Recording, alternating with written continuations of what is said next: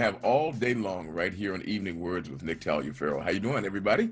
I'm Nick Taliaferro, and I'm really glad to make your acquaintance for another exciting episode of As the Conversation Turns. We're going to get into some real talk today, and hopefully the kind of talk that will stir your imagination and your soul. We're going to take you out of the city over to another city that is facing some troubles very familiar, very similar to troubles that we have seen. Columbus, Ohio is our location for today.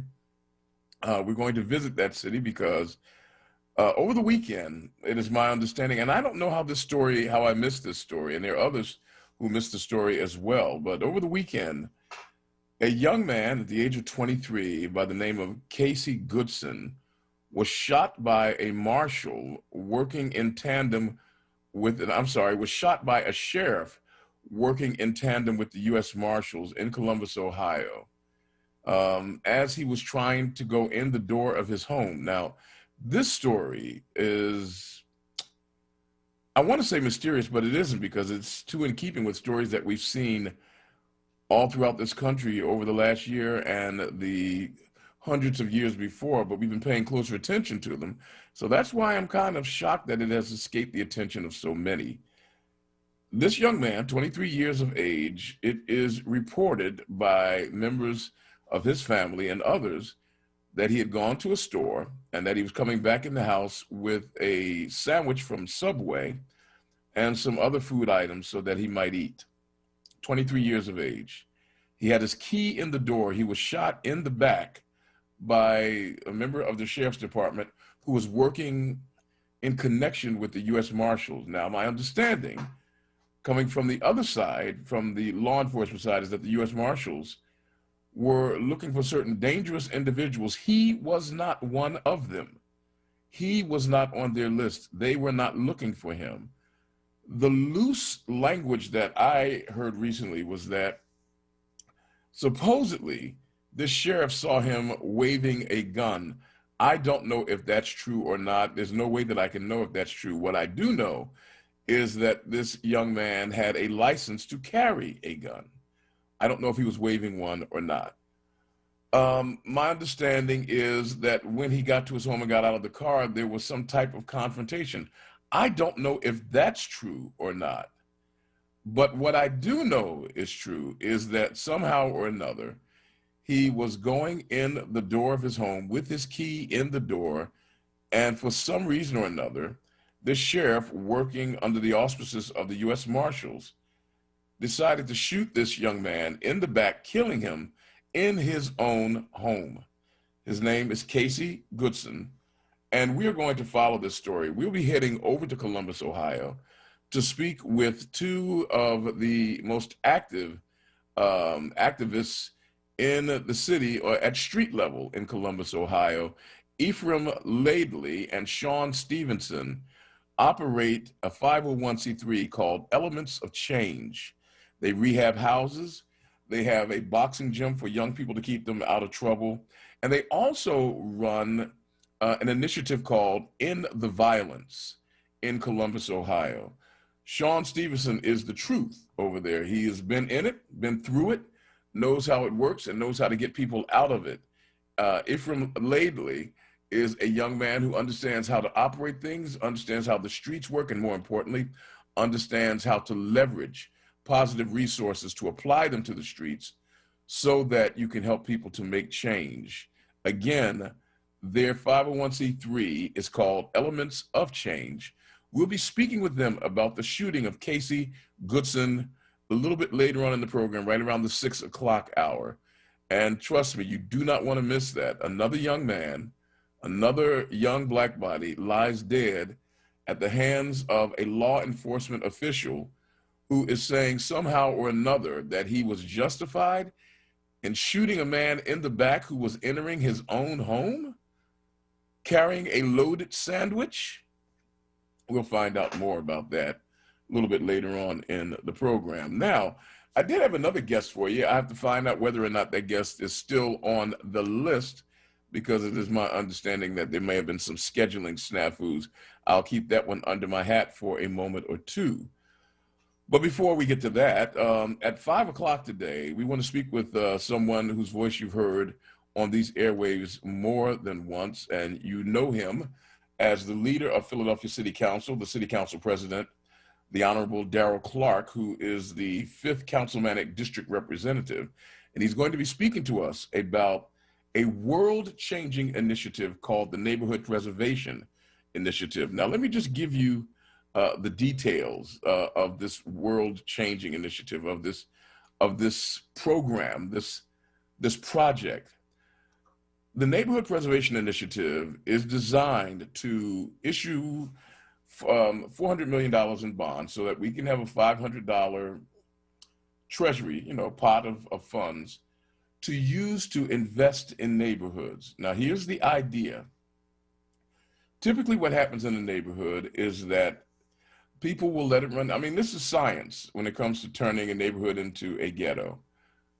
Deprive it, starve it of resources, no development, no rehabilitation money, keep people with means from moving in, let the speculators come and let them begin to buy properties for pennies on the dollar.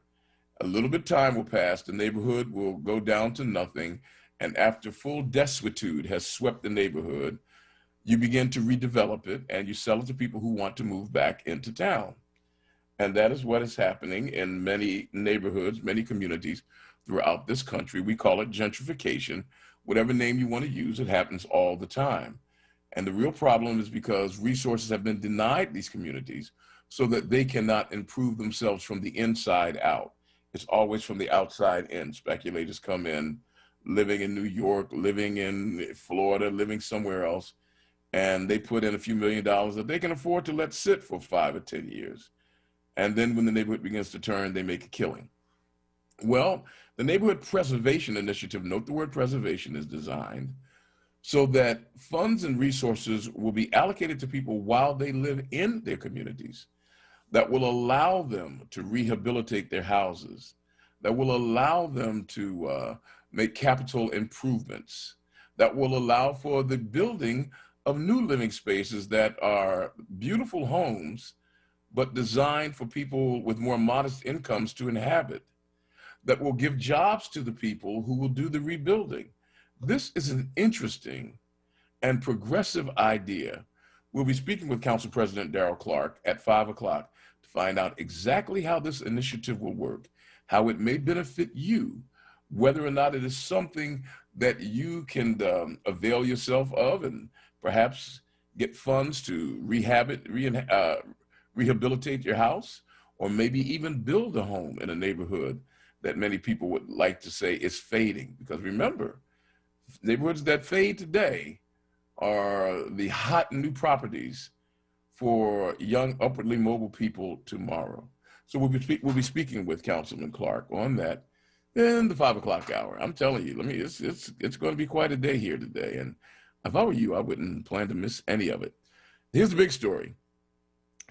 Yesterday, I spoke with my nephew, Adam Taliaferro, and the Philadelphia Eagles were listening. And they decided, based upon what they heard on this program, that they were going to change the quarterback for the Philadelphia Eagles. Yes, sir. Carson Wentz is on the bench. And Mr. Hurts will be playing first. I'll try to make it rhyme. I didn't do very good with that. But Jalen Hurts will be the starting quarterback of the Philadelphia Eagles. A rookie will be the starting quarterback of the Philadelphia Eagles this coming Sunday against the New Orleans Saints. And that's how you say it. You got to say it right, the New Orleans Saints. They will be starting. And I'm telling you, this is going to be exciting for Philadelphians. First of all, the young man he seems to be fleet of foot. He can definitely throw. He's shown that. He can put it on a dime. But more importantly, he gives the offense a spark. Yesterday, Adam was saying that somehow or another, when he comes into the game, the team seems to want to play better. And look, if Adolf Hitler would make this team play better, I'm of the opinion that maybe we ought to go ahead and let him play. But in this case, it's not Adolf Hitler, it's Jalen Hurts. So there will be a change. And that change will come at the quarterback position for the Philadelphia Eagles. All right, good people and bad people just as well. That is what we've got breaking for us today. The things that I shared with you, as I said before, there's a guest that I have located that I thought would inspire you, but we might have to change that. I will let you know a little bit later on. Phone lines are open at 215-634-8065. 215-634-8065. We'll have some conversation with you as we get started today. Give you an opportunity to kind of set the table for us a little bit before we get to all of our guests. Somebody said, Nick, you got to let us talk some. Okay, I hear you. I got you. Hey, did you hear about what happened at Fort Hood? It used to be that military bases were safe places to go. But at Fort Hood, they just fired 14 Army leaders because of the shenanigans that have been taking place down at Fort Hood. And I mean, when I say shenanigans, it is shenanigans. I'm not exactly sure what is happening with our military bases, with our military personnel. But for sure, ladies and gentlemen, it's time for us to tighten up on things a little bit here. 215-634-8065. As you already know, the vaccines are out. Now, we had a hypothetical discussion about this about a week ago. We talked about the fact that the vaccines were coming out. We asked you, would you be willing to take the vaccine? Almost everybody said they would not. I said yes, you know. And then my friend Barack Obama and George W. Bush and William Jefferson Clinton, they said, Clinton called and said, you know, if you'll take that thing, Nick, I'll take it too. And so all the former presidents said that they will take it. Now, do I know everything there is to know about that vaccine? No, I don't. But I tell you one thing, you don't want coronavirus. I know that much. Well, as you know, England is the first nation that has started the administration of the vaccine. Gave it first to a 90-year-old grandmother. A 90-year-old grandmother. I guess they said, hey, look, you know, hey, if it doesn't work out, what you got to lose? But the 90-year-old grandmother in England took it first. And then, strangely enough, the second person to take it was an older gentleman by the name of William Shakespeare. To be or not to be, I guess that's the question for him. But don't look now, but from what we understand, next week, the Pfizer vaccine may be available and distributed in the city of Philadelphia. Next week, as early as next week, we might see a vaccine that is reported to have a 95% guaranteed protective rate against the coronavirus. We may have it here in the city of Philadelphia. One more time, folks, will you take it? Now, your former president, Barack Obama, said that he would take it. I'm really shocked that so many of you are afraid to take it. You go to the casinos and you don't mind taking a chance on that, but you're afraid to take the vaccine. That gets me. Folks, you got me on that one. I will take it. I'm telling you that right now. All right, good people. So we've got all of those things on the floor. Philadelphia Eagles changing their quarterback. The vaccine might be available. Coming along in the 5 o'clock hour, we'll be checking in with Council President Darrell Clark to talk about the Neighborhood Preservation Initiative.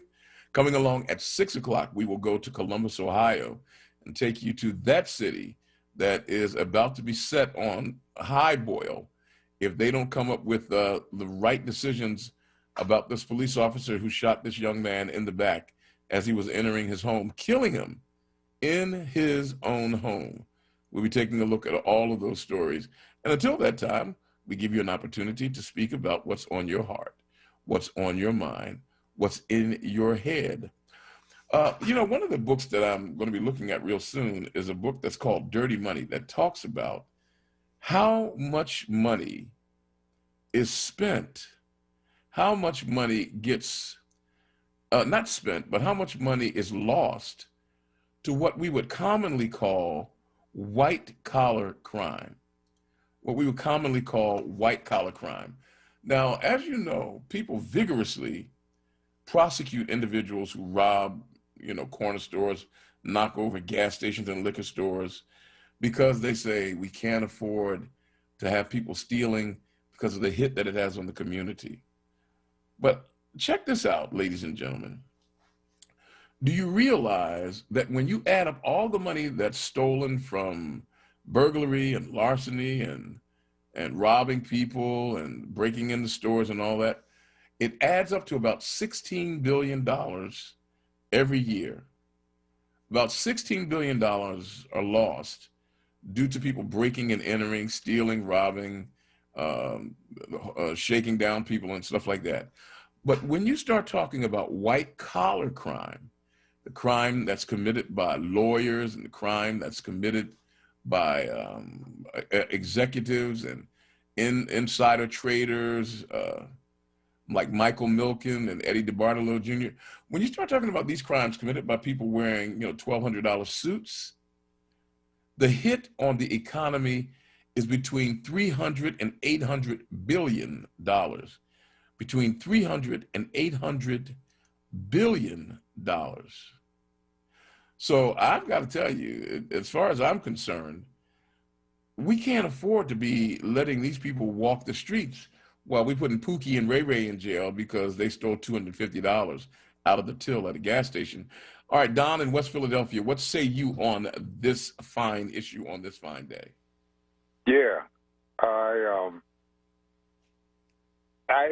lived in I'm in the engineering field, and I lived in a white community, traveled, lived in like 6, 7 cities, and I'm finally hearing you bring up this subject, and that's why I be calling the radio station until we get our own black CNN, our own black MSNBC. We don't know what's going on. We like the Palestinians getting our information from the Israeli news press. I lived in the community. And you lived in what community? I lived in the white community because I traveled. Oh, all of us kind of live in that white community. Let's face it, it's the dominant class of people in the world.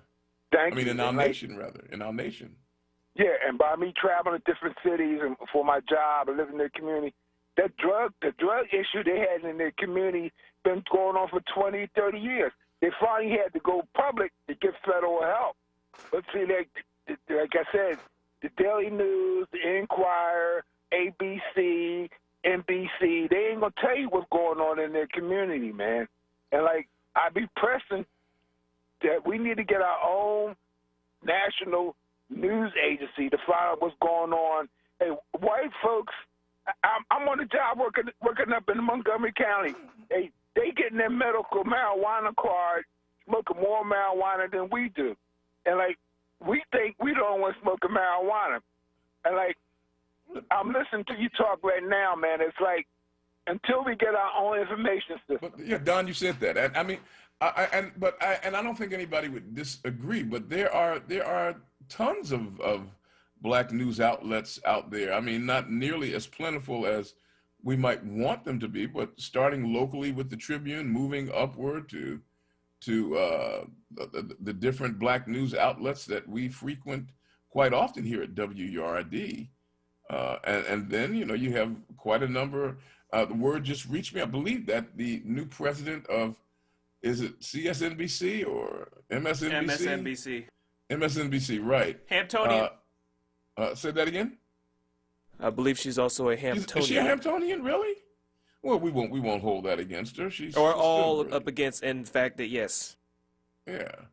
Well, she's going to be she's an African-American woman who will be taking that over. And so I think we have enough assets in place to allow us to get news. And then what we have to do is apply a level of discretion. When you hear the news, you got to watch how you read it. You got to watch how you listen to it, because sometimes words are encoded that will have you thinking things subliminally that you didn't know you were thinking. But there's enough of it out there, and we're not in the dark. And we have, look, right here in the city of Philadelphia, we have individuals who have the skill and the investigative knowledge to bring a story home with an amazing level of clarity. I'm thinking of Lynn Washington, who writes for the Tribune. if Lynn Washington gets on your tail, trust me, the story's going to get told. I mean, you're going to get found out. So, Don, even though I appreciate the fact that you make the point that we need to have news that is seasoned to our own taste, I'm not the one to say that we're not doing enough and that there's not enough there. I think we've got enough going on to get stuff done. Hey, folks, got to take a quick pause. First break of the program. Coming up, Councilman Darrell Clark to talk about the Neighborhood Preservation Initiative. We are renewing Philadelphia one neighborhood at a time. It reminds me of the Neighborhood Transformation Initiative, but we'll be talking with him about it in the 5 o'clock hour. We'll go to Columbus, Ohio to talk about this young man who was shot in the back by cops over in Columbus, Ohio. They said he had a gun.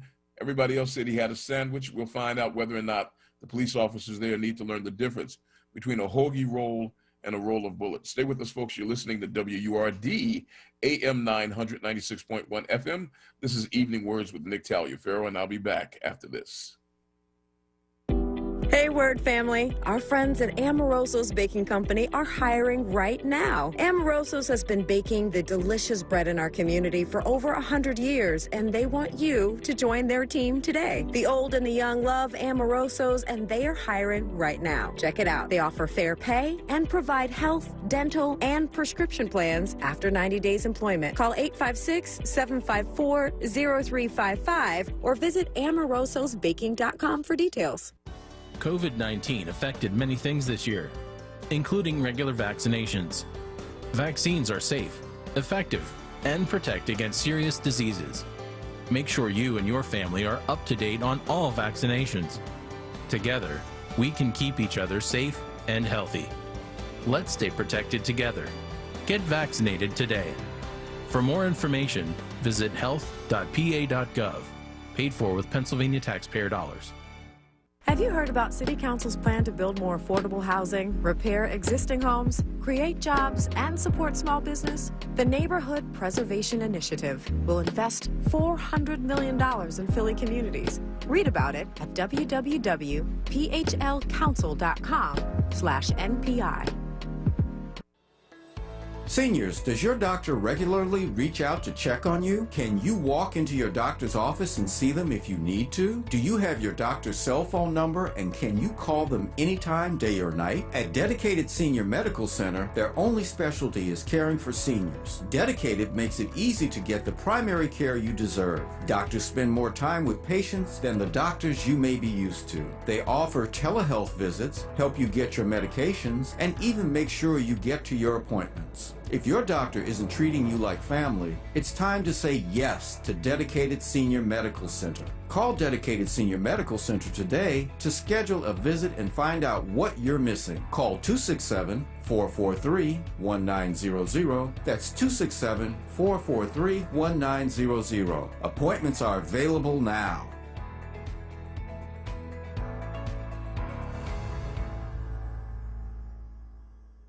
Always Best Care is a great place to work. Flexibility, leadership, purpose, great benefits. There's never a dull moment. Diversity, inclusion, compasión. We love our jobs. If you're looking for a great place to work, you can join our compassionate Team Green. You can apply online at teamgreenabc.com or call 267-909-9248. Teamwork makes the dream work. Now, a traffic update on WURD Radio. We've got a lot going on this afternoon. Let's break it all down. We've got a crash in King of Prussia to Cal Pike at Gulf Road. Another accident in Abington. Police on the scene directing traffic here. Old Welsh Road at Ferndale Avenue. Police also on the scene in Horsham directing traffic. This is a crash on Welsh Road eastbound near Drescher Road. Vine Expressway is slowing down on the westbound side between the Parkway and the Schuylkill Expressway. Schuylkill westbound jams through the construction zone, University Avenue to the Vine. We've got delays on 95 on the northbound side from the Vine to Bridge Street and southbound through the construction between Cottman Avenue and Bridge Street. Report brought to you by Panera Bread. Introducing Panera's new Margarita Flatbread Pizza made with tomato bell pepper sauce, covered in the finest blend of fontina and mozzarella cheeses, and topped with grape tomatoes, fresh mozzarella, and basil. Order online for delivery or pickup. Panera's new flatbread pizzas are here. Restrictions apply. And for more traffic information, just log on to sigalert.com. I'm Jason Lee with your Philadelphia area traffic. WURD TV. We're streaming live video of this conversation right now. Tune in on YouTube at onWURD or on Facebook at forward. WURD TV. Black Talk Media. You're listening to Evening Words, hosted by Nick Taliaferro, exclusively on WURD Radio, 96.1 FM and 900 AM WURD. Back with you, ladies and gentlemen. Glad that you can join us. Hope you stay with us throughout the entirety of the program. We'll be going all the way until 7 o'clock. Lines are open at 215-634-8065. Let's get back to the phones where Gary in Southwest Philly is having a moment here that he'll share with us. Welcome, Gary. How you doing? All right. How you doing, Nick? I'm good, man. I'm having a moment. When we talk about renewing our community, I have a question, Nick, and I hope you ask the council president this question.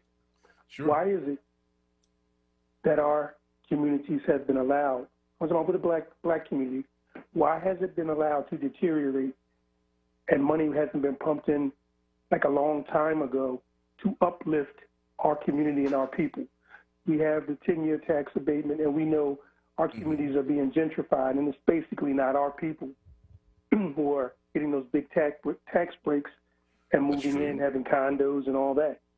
So, you know, this has been happening to our community for a long time. Nick, something should have been done a long time ago. I don't get it. And look, I accept the fact that not enough is done, but let's go back some.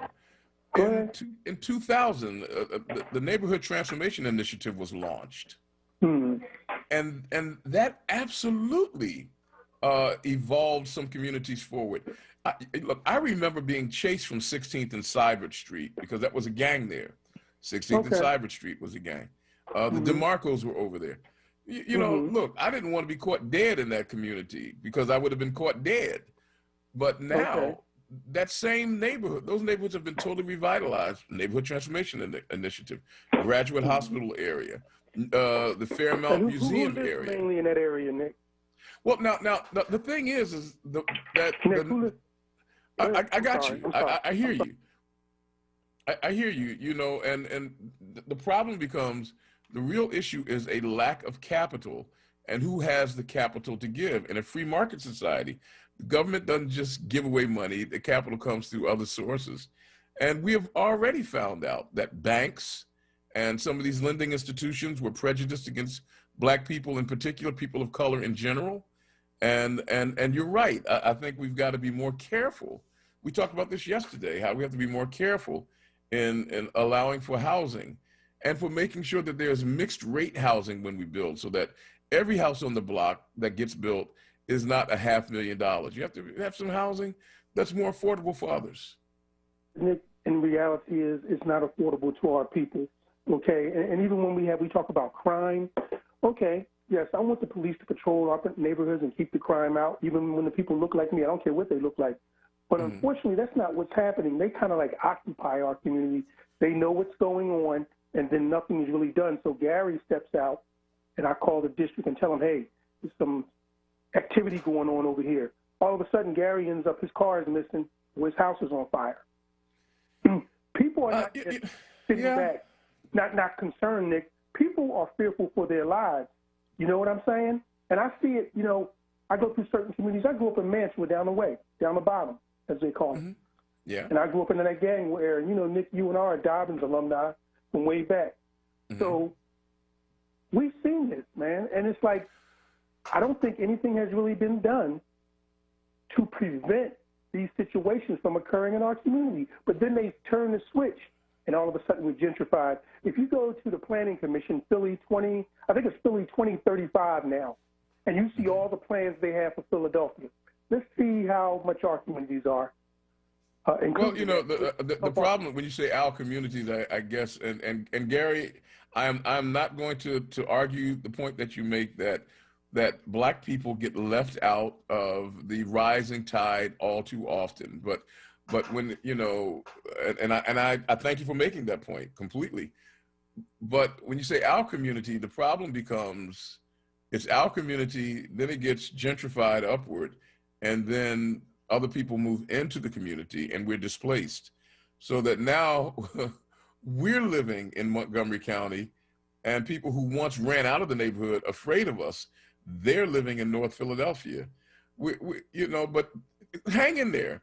When the council president come on, we'll direct that question to him. How are we going to guarantee that once we make these improvements in communities, that it will stay in the hands of the individuals who traditionally have lived there? That's why they call it the Neighborhood Preservation Initiative, not transformation, but preservation. It wants to preserve what's there. Thanks for that call, Gary. We're going to go to Southwest Philadelphia and check in with Maurice. Maurice, thank you for calling. Welcome to the program.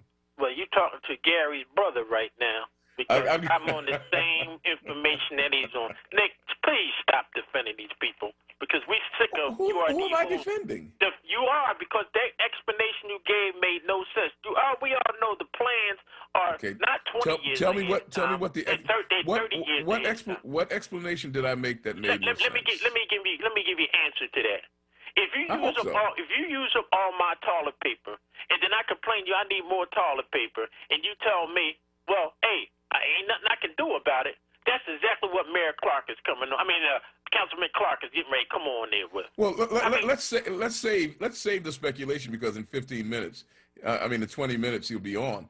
But that doesn't explain. You're not offering any explanation as to what I said that you didn't agree with. You said I said something that made no sense. What did I say that made no sense? I'm trying to break it down for black people to understand what's happening, because we get the shell. What did I say that made no sense? What it made no sense is that you was defending what happened 20 years ago in the Democracy area compared to today. I'm talking about what have they done. Maurice, what did I say that made no sense? I just explained it to you.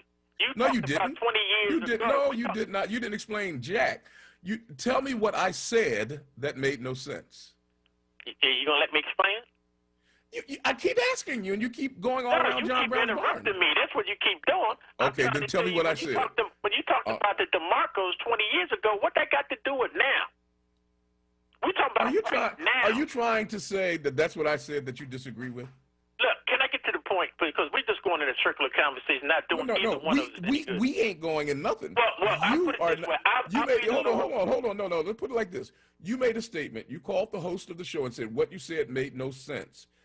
I have a responsibility to try to make sense on these airwaves. So I ask you to help me by telling me what I said that made no sense. And as of yet, you have not been able to back up your claim that I said something that was nonsensical. Talking about the story you told about the DeMarcos. What I said was, and since that's what you bring up, I said that neighborhood, which was along 16th, 17th, the Franklinville area, the museum area, that was a neighborhood that you could really get hurt in really bad, 40, 50 years ago. But they poured money into it, and now it's a neighborhood where a row house, what we used to call a row house, they call them townhouses now, will cost you $500,000, $600,000.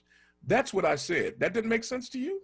No, not to what we're talking about right now. I'm just talking about what we're talking about right now. What we're talking about right now is they talking about spending $400-something million to give us to make affordable housing that we can't afford.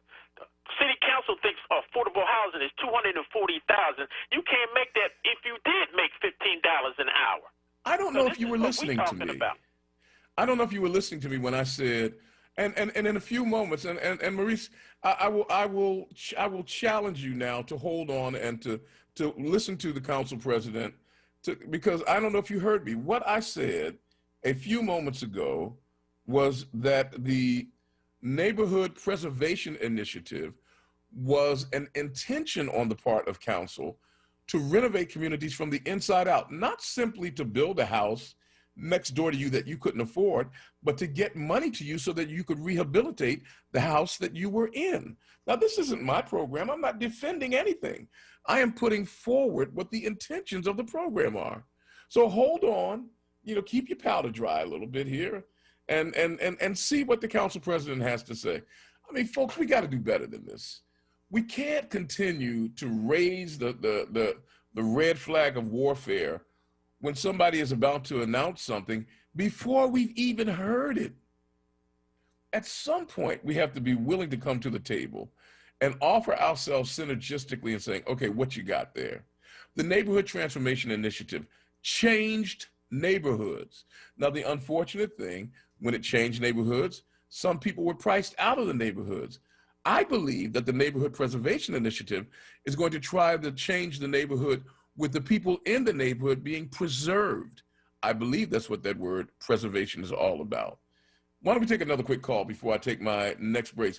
We'll go to Louise now in Center City. I'm hoping that it's Louise that I know. Hi, Nick. How are you? I am good. How are you? I'm okay. But you know what? Listen, since y'all talking about affordable housing, right? Don't tell me I read this wrong in the newspaper that affordable housing now is going to be for people making $120,000 and under. Did I read that right? I'm not sure. I'm not sure where you read it. I mean, in a city like Philadelphia, where $120,000 is above the income range of many members of our city, I'm hoping that's not what it means. Yeah, I thought that's what I read in the Daily News, but what I called up about was you got these restaurants, because I live in Center City, and I drive all in Center City, South Philly, and all that, right? And you got these restaurants, they're building like wood. They're building enclosures. They either have plastic enclosures or wood enclosures, and all up and down Chestnut, Walnut, and other areas. So if you can't eat in a restaurant, you're still really close to each other because you're enclosed within the plastic or the wood. You understand what I'm saying? Right. But I think, but you're still close together. But I think the difference is that you and your honey will be in one little piece of plastic bubble, and then me and my honey will be in another piece of plastic bubble, separated from one another, so that you are separating groups from each other, so that we're not breathing common air. I think that's the attempt. You know, everybody is hoping that this pandemic will pass, so that we can get back to a life that will allow us to function in a way that is relatively normal. But it's taking its time leaving. But let me say one more thing, though, about Joey T, right? When I heard him on the radio Thanksgiving, I heard him talking. You could hardly understand what he was saying. He was talking so low. And I was like, oh, my gosh, he does not sound right at all. So I was texting him to tell him, you really got me afraid right now because I don't like the way you sound. And then he was playing. The music that he was playing was like, even though gospel music is not sad, but some of it can get to your spirit and make you cry. But the music he was playing, oh, my goodness. And then he played Frank Sinatra, I Did It My Way. I had really got choked up, you know what I'm saying? And I said, I was like really, really afraid. And then a few days later, you know, I just couldn't believe it. That was my buddy. I just could not believe it. But anyway, you take care of yourself, Nick, and I'm so happy you're back. And I will talk to you later. Well, Louise, thank you. You're very kind. And for those who may have just joined us for the first time, we lost Joey Temple last week, right about this time. And we are still feeling that sense of loss. You could not have spent time in the presence of Joey Temple and not know that you were in the presence of an authentic Philadelphian. I mean, that's as good as it gets in saying about Joey. He was authentic, and to lose someone who was minted in such an honest and authentic way is a significant loss that we learn to embrace. In this life, we learn how to embrace the loss, knowing that even though weeping will endure for the night, that there is a brighter day coming and joy will come in the morning. Coming along at 5 o'clock, we will be in the presence and in the company of City Council President Darrell Clark talking about the Neighborhood Preservation Initiative. It's a very important topic, as you can tell by some of the comments I've gotten. When we come back, we'll continue with those comments with Khalil in Southwest Philly. This is WURD 96.1 FM and AM 900. We'll be back after this. What's up, Philly? It's Sincerely Sarita. The school year is underway, but never before has that experience come in so many shapes and sizes. Is the education of your child being left to a smattering of clumsy in-person and virtual instruction? The COVID-19 crisis has created a market for untested virtual teaching models lacking true credibility. Maybe it's time to reconsider and exercise your choice. Maybe it's time to check out Commonwealth Charter Academy. Here are the benefits to your family. 1, An online education provided at no cost to you, complete with laptop, headset, and help with internet access. 2, partnership with the market leader in cyber education with a nearly 20-year track record of world-class learning. And 3, delivery of a safe, reliable, and comfortable education experience over the internet directly to the confines of your living room. Visit ccaeducate.me today and discover the gold standard of cyber education. That's ccaeducate.me. Monday through Thursday, keep it locked to WURD Radio. At 6 a.m., start your day with the Power Hour, hosted by Bishop Dwayne Royster and Reverend Mark Kelly Tyler. At 7, it's Wake Up with WURD with Solomon Jones. At 10 a.m., it's Reality Check with Charles Ellison. Then at 1 p.m., it's The Source, hosted by Andrea Lawful Sanders on Mondays, Tuesdays, and Thursdays, and the Black Women's Leadership Council on Wednesdays. At 4 p.m., it's Evening Words with Nick Taliaferro. Then at 7, it's Save Space with Sincerely Sarita. At 9 p.m., round up your day with Keeping It Real with the Reverend Al Sharpton. Keep your dial locked to WURD Radio, 96.1 FM and 900 AM WURD. Streaming live on WURDradio.com and the WURD Radio app. Or watch live on WURD TV via Facebook and YouTube. WURD Radio. Independent Black Media. Now, a traffic update on WURD Radio. We've got a lot going on this afternoon. Let's break it all down. We've got a crash in King of Prussia to Cal Pike at Gulf Road. Another accident in Abington. Police on the scene directing traffic here. Old Welsh Road at Ferndale Avenue.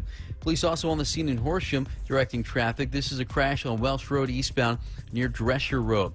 Vine Expressway is slowing down on the westbound side between the Parkway and the Schuylkill Expressway. Schuylkill westbound jams through the construction zone, University Avenue to the Vine. We've got delays on 95 on the northbound side from the Vine to Bridge Street, and southbound through the construction between Coppin Avenue and Bridge Street. Report brought to you by Panera Bread. Introducing Panera's new Margarita Flatbread Pizza made with tomato bell pepper sauce, covered in the finest blend of Fontina and mozzarella cheeses, and topped with grape tomatoes, fresh mozzarella, and basil. Order online for delivery or pickup. Panera's new flatbread pizzas are here. Restrictions apply. And for more traffic information, just log on to sigalert.com. I'm Jason Lee with your Philadelphia area traffic. WURD TV.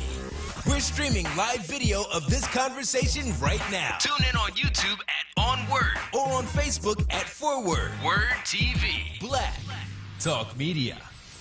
You're listening to Evening Words, hosted by Nick Taliaferro, exclusively on WURD Radio, 96.1 FM and 900 AM WURD.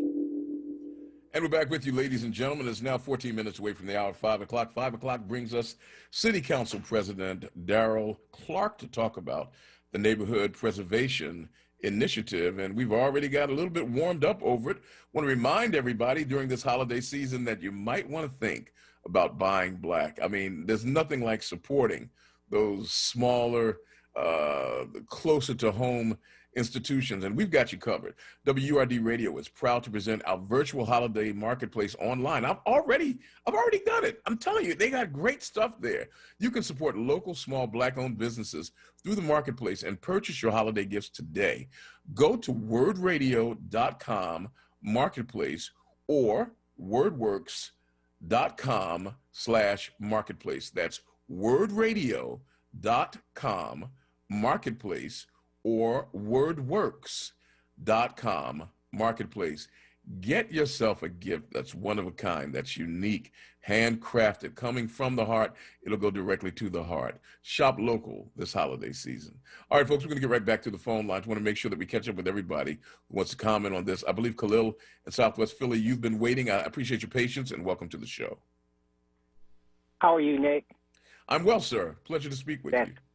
That's great, and hi to everyone in the studio. I hear the problem of lack of funding for our people, and I think two things that we could do to get funding in our hands.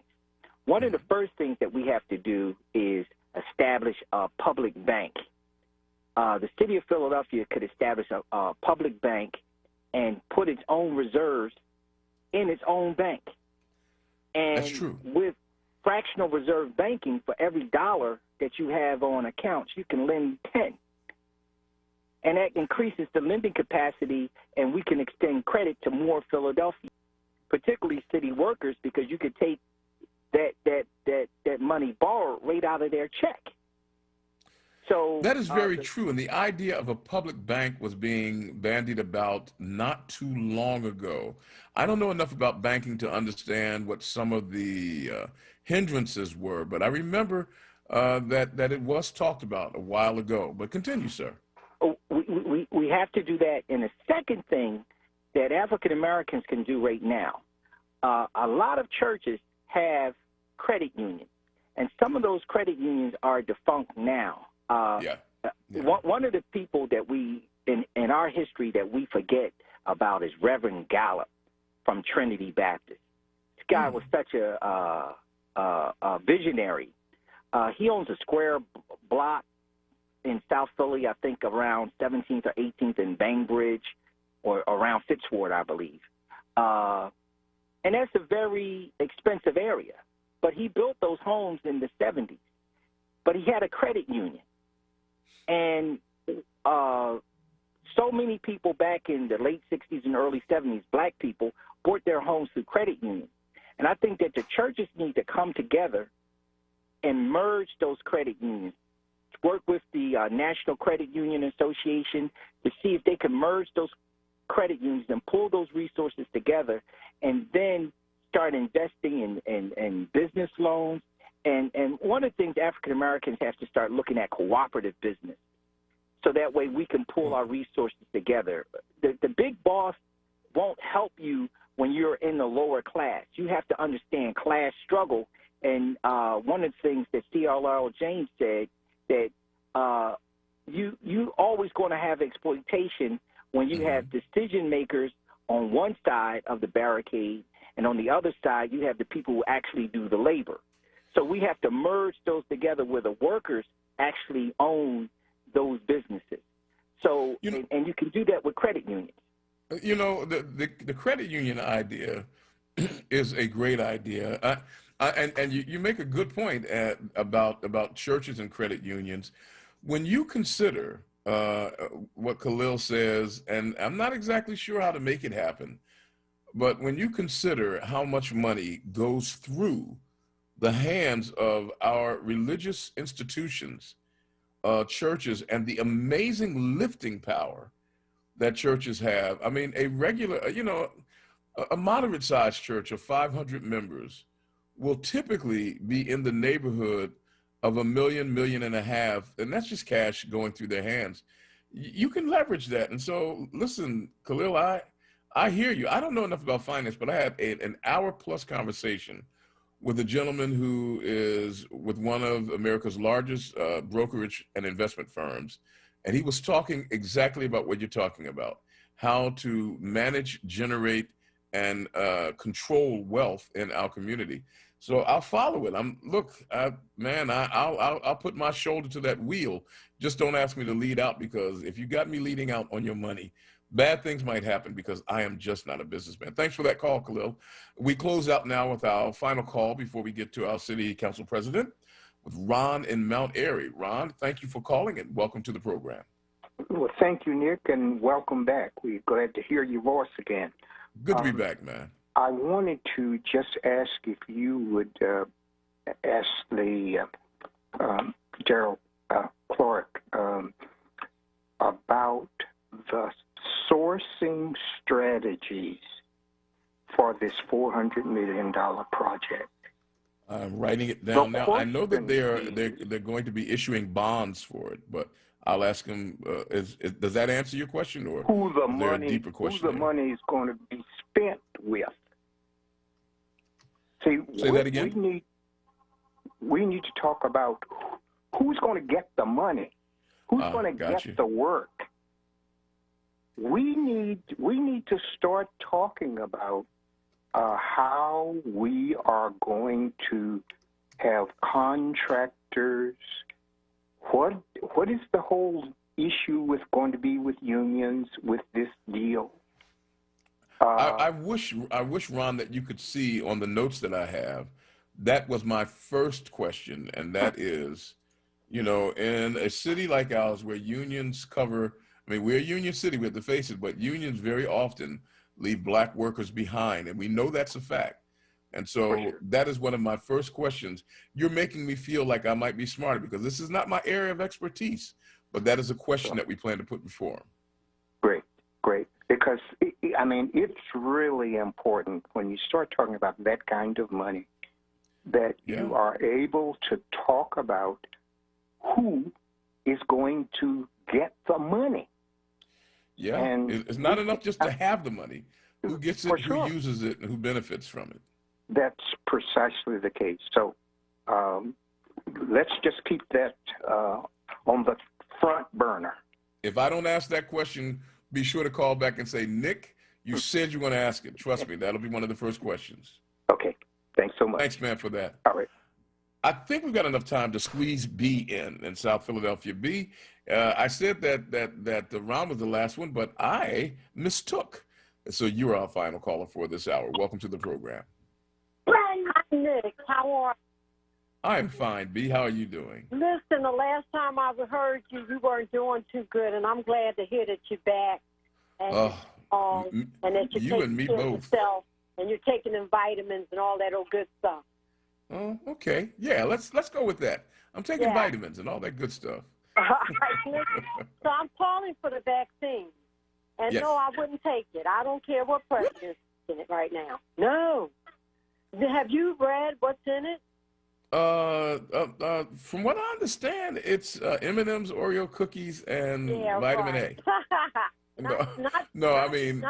Not some good stuff, and it's some reincumbent DNA stuff that's going on in there. DNA forming and molecule cloning and the DADOX COVID-19. That's how with the vaccine, you take a little bit of what the disease is, you get a little bit of its identity, and you neuter it, and then you put it in so that your body will build up antibodies, but not catch the disease. I mean, that's polio, with chicken pox, all of the other vaccines that we take. We take a lot of vaccines already. But I must admit, this one was very fast-tracked. It was really fast-tracked. And Dr. Milton Brown has blown the trumpet of warning, saying, hey, look, a lot of times it takes 3 or 4 years, sometimes 5, and sometimes it takes years and we don't even get the vaccine. This one is a matter of 7 to 8 months. So. Well, lung tissue of aborted 14-year-old Caucasian male fetus? I don't think so. But listen, in closing, I love that brother Khalil that was just on. I would love to get his phone number so that we can rally and get our pastors together with that bank issue. Oh, well, you scared me there for a moment. Huh? Scared me for a moment. I want Khalil's number. I was going to say, how you know he's free? No, but I appreciate what he was saying. I was there 2 years ago. I'm in the South Philadelphia area. I've been here for 50 years. I'm a homeowner of 2 homes. And it's good wisdom. I've got to take a break, B, because the council president's coming on momentarily. We want to give him as much time as he needs to explicate what's going on with the Neighborhood Preservation Initiative. But Khalil, you heard that. People are listening to you. And so you might have to come on and talk a little bit more about pooling our money. I've got to take a quick pause. Coming up in a few shakes, we check in with Council President Darrell Clark. Let's give him an ear. Find out about this Neighborhood Preservation Initiative right here on WURD 96.1, 900 AM. This is Evening Words, and we're back after this. Dietz & Watson has been making premium meats and artisan cheeses for over 80 years. And when it comes to stacking sandwiches and party platters, they've got something for everyone in the family, like maple honey turkey breast, American cheese, buffalo chicken, and more. So get to your local deli and taste 4 generations of family recipes. With Dietz & Watson on the table, you'll have everyone coming back for seconds and thirds. Dietz & Watson, it's a family thing since 1939. Have you heard about City Council's plan to build more affordable housing, repair existing homes, create create jobs and support small business, the Neighborhood Preservation Initiative will invest $400 million in Philly communities. Read about it at www.phlcouncil.com/NPI. As a business owner, hiring and developing people from the community that your company serves is one of the best ways to show commitment to that community. Let WURD Radio help with Livelihood, our new initiative that connects Philadelphians with companies like yours. We'll feature your business, open employment opportunities, and resources to connect your company with talent and ensure that you reach your target demographic. To learn more about how Livelihood can help you build your team, visit wordworks.com. That's WURD works.com. Livelihood is supported by the Nightland Fest's Local News Transformation Fund, Borealis Philanthropies Racial Equity and Journalism Fund, and the Solutions Journalism Network. WURD Radio presents the following wellness tip to support our listeners with mindfulness and motivation as we continue to navigate the pandemic together. Hi, this is Halana, your resident health and wellness coach, with tips to help you stay well. We breathe every day and have been doing so since before we were born. But wait, let's think about this for a moment. Something as simple as breathing can enhance our health and well-being. When we breathe mindfully, we slow down, take deep breaths, and activate our parasympathetic system to relax our bodies. Mindful breathing goes like this. Number 1, find a comfortable place to sit still for a few minutes. Number 2, close your eyes and relax your hands on your thighs. Number 3, take a deep breath in and count to 3. Then exhale your breath and count to 3. Do this 5 times.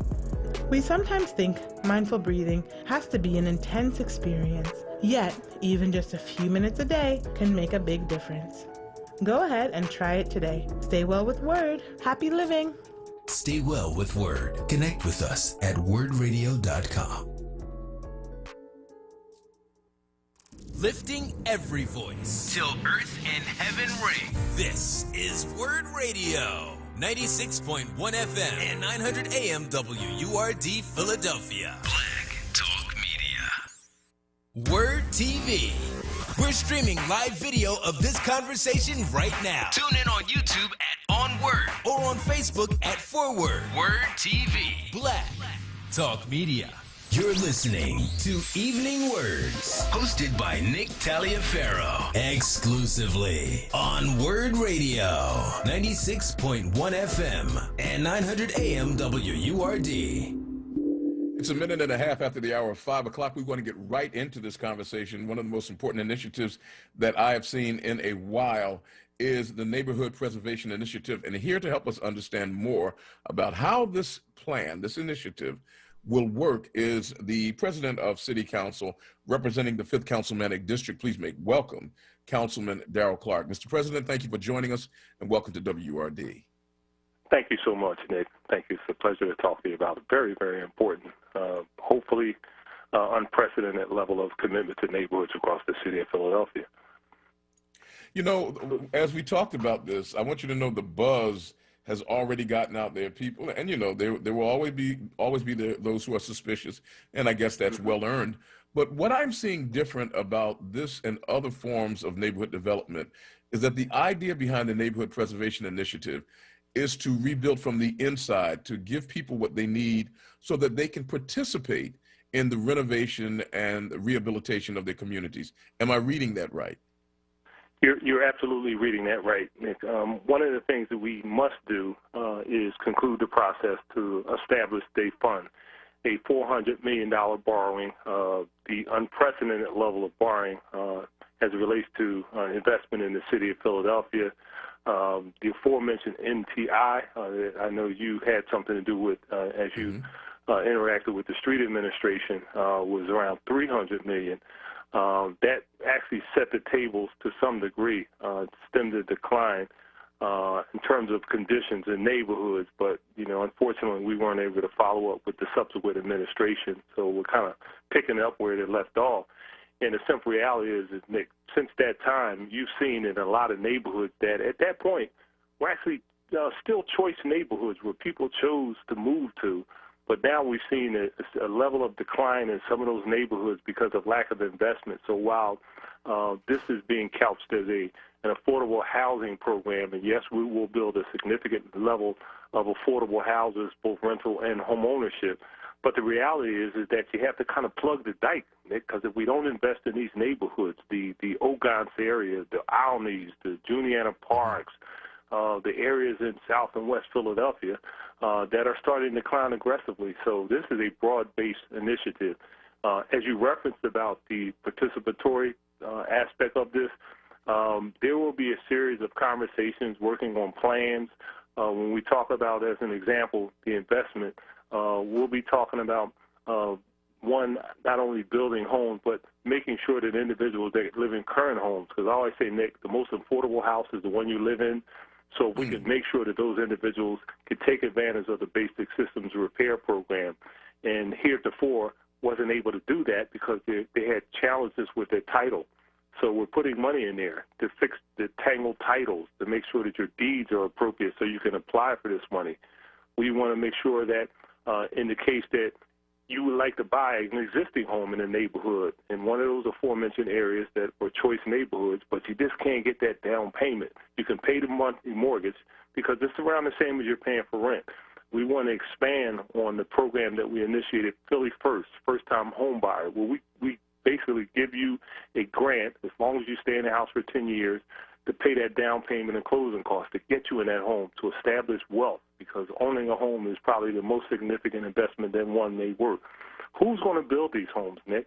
The bottom line is, and I don't have to tell you, years and years of not having the real levels of participation, not only in the workforce, but in contracting opportunities, where you saw development that's going up currently all over the city, and I know people will be skeptical, right, and understandably. You know, we have to be in a position not only to work on these jobs, but to own the contracts and own the construction company. And how about owning the development companies? And we've seen instances, such as I referenced 20-Person Ridge, where we were just able to start construction on a $52 million shopping center that's going to be owned by African-American development company. Nick, we need to be replicating that across the city of Philadelphia. So we're going to have all kinds of participation. This will be a broad-based investment. We want to make sure that, Nick, investing $400 million will allow us to leverage, and we can hopefully get to a point where we're going to be spending upwards between $2.5 and $3 billion in these neighborhoods across the city of Philadelphia. We're speaking with Council President Darrell Clark about the Neighborhood Preservation Initiative. It's a $400 million initiative that seeks to rebuild our communities and preserving the neighborhoods that they are rebuilding. We talk about jobs and reading the information that was given to me. We're talking about creating a number of jobs, over 14,000 jobs. Philadelphia is a very proud union city. One of the problems that we have seen in the past is that the unions far too often will hire people who are from New Jersey, from Delaware, many of them who do not look like the communities in which they're building. How do we guarantee, or what will be the plan to guarantee that jobs are created and allotted for individuals who live in the neighborhood? Should I be plainer in that and say, how do we make sure that Black people in these communities are able to get jobs in these communities? Nick, you are absolutely right. We've seen it time after time, promise after promise, and it just has not materialized to the level. You know, it's interesting, Nick, I literally just got off a Zoom call with the southern part of my council district, Center City and Logan Square. And that Zoom call was because the two community groups down there took the developer, the proposed developer, to task because they refused to put in place an equal opportunity plan that would set standards and goals for minority contractors and workforce on that particular job that they were proposed. This is in Center City, right? So everybody understands the need to have that. In the document, which will be the program statement, there will be language in there that essentially says, if you're not prepared to adhere to the guidelines established as it relates to participation on professional services, because yes, we have architects and engineers too, not just simply prepared to do construction, and all aspects of contracting opportunities, you need not apply for this money. I cannot tell an individual, based on the law, Nick, that you have a contract, you have to hire a certain percentage of people to work on that job because of the law, the Bechtel ruling, and all the things that happen at the federal level. Bottom line, you can't introduce quotas. But what we can say that these are the parameters around the funding that will be in place. If you're not interested in establishing the goals and the participation rates that we were calling for, then you just don't apply. You have an option, Nick. I'm not making you do anything. But if you want to have access to this money, you need to come up with real rates. The unions were clearly a part of this conversation. Nick, I'm not naive. I understand what the city of Philadelphia has had over the years. So we had this conversation in a very aggressive way. I have to tell you, there was a lot of pushback by a number of different industries when we were trying to initiate this. And it's not done yet because we have to make sure we get the final version of the bill passed this week. Nick, we heard union after union giving us all kinds of promises on what they wanted to do. And we're going to hold them to that, right? But the bottom line is, Nick, we have the authority, and there's actually some legislation that is currently working its way through the process, that if you are a contractor or you have a contract with us on this process, you can be disbarred, all right, if you do not adhere to the guidelines that are established by the Equal Opportunity Plan that you have submitted. So don't come back to the city of Philadelphia for any other contract. When you start taking money off the table for these people, Nick, you'll get their attention. So we understand that it will be a challenge, but we're prepared to do what we need to do, Nick. You can't continue to spend money and see all this development happening, and you ride by these work sites and you don't see black and brown people working on it. That's just not right, Nick. It's not going to happen. And tags that say Jersey and Delaware. There is an old saying that says the difference between a plan and a dream is a timetable. I know that the bill has not passed finally yet, but is there a window of time that we are looking at as to when we would actually begin the process of launching an actual neighborhood preservation initiative that will start putting shovels in the ground and paintbrushes in people's hands? Yeah, Nick, well, there's actually a lot of plans in place throughout the city of Philadelphia with working with various community development corporations. I know I have some in my district and across the city, but the simple reality is there's never enough money to implement those plans in a meaningful way. You literally have to wait a period of years. So every year you go to the state and the feds to get funding to build literally one development that only has 50 units, but yet down the street a market rate development is going up with 400. So that's why we're saying you got to infuse a substantial level of capital to implement those plans in place. We will not only be acting on those plans, we're going to have an outreach initiative that we're going to be going out, utilizing those community organizations to talk about the type of development. A lot of people right now, the only money that's been available has traditionally here of late been money for government money for tax credit deals. And we've heard people saying, well, look, we'd like to see more home ownership in these neighborhoods, affordable home ownership.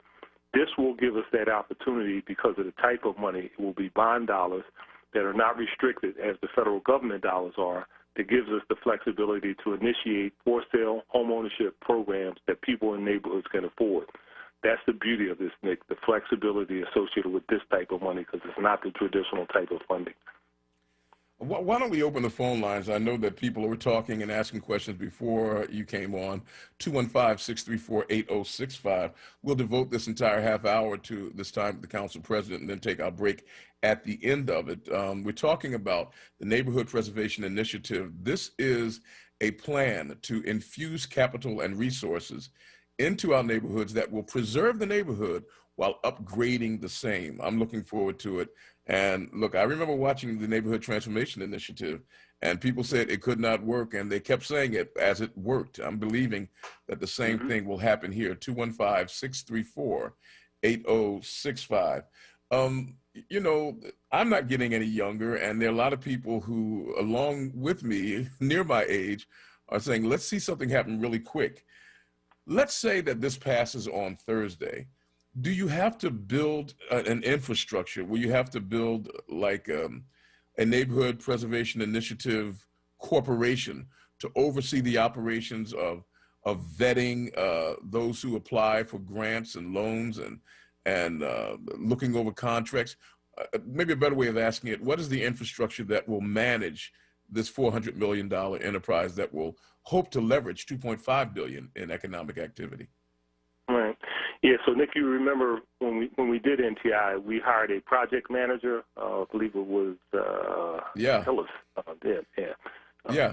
And they did a good job. You know, it was Hill Corporation. I'm sorry, and they did a pretty good job on that. With this, we would like to give opportunities for actual neighborhood community organizations to manage to a degree, or either co-venture with an entity that we will hire. Right now, if you were to ask me, does the city of Philadelphia and its workforce, and actually, to be honest with you, the restrictions based on COVID-19, because we're limited in terms of workforce and what we can do because of the virus, we could not manage this type of money in the expeditious manner that we would like to see it happen. So we're going to likely hire some entity or entities to be responsible for managing the accelerated pace of a lot of this development. As I've said, Nick, a lot of the plans in various neighborhoods are already in place, so it's just simply a matter of applying that money. But you do have to have an infrastructure in place to spend this kind of money over a period of years. We're looking at a 4-year spend down on these dollars because the capacity, it's just not, you just can't spend $400 million given all of the things that we want to do in 1 year. But we will look at, as soon as we introduce the bond or authorization to borrow the money, which we will be early next year, we will start that process, and we will start putting money on the street as soon as we can, Nick. I mean, this is the sense of urgency on this is real, as most people know. You know, these conversations that we had with the detractors, and I'll tell you, Nick, this was not easy to get to this point. Although we don't have a final vote. A lot of people. I can imagine.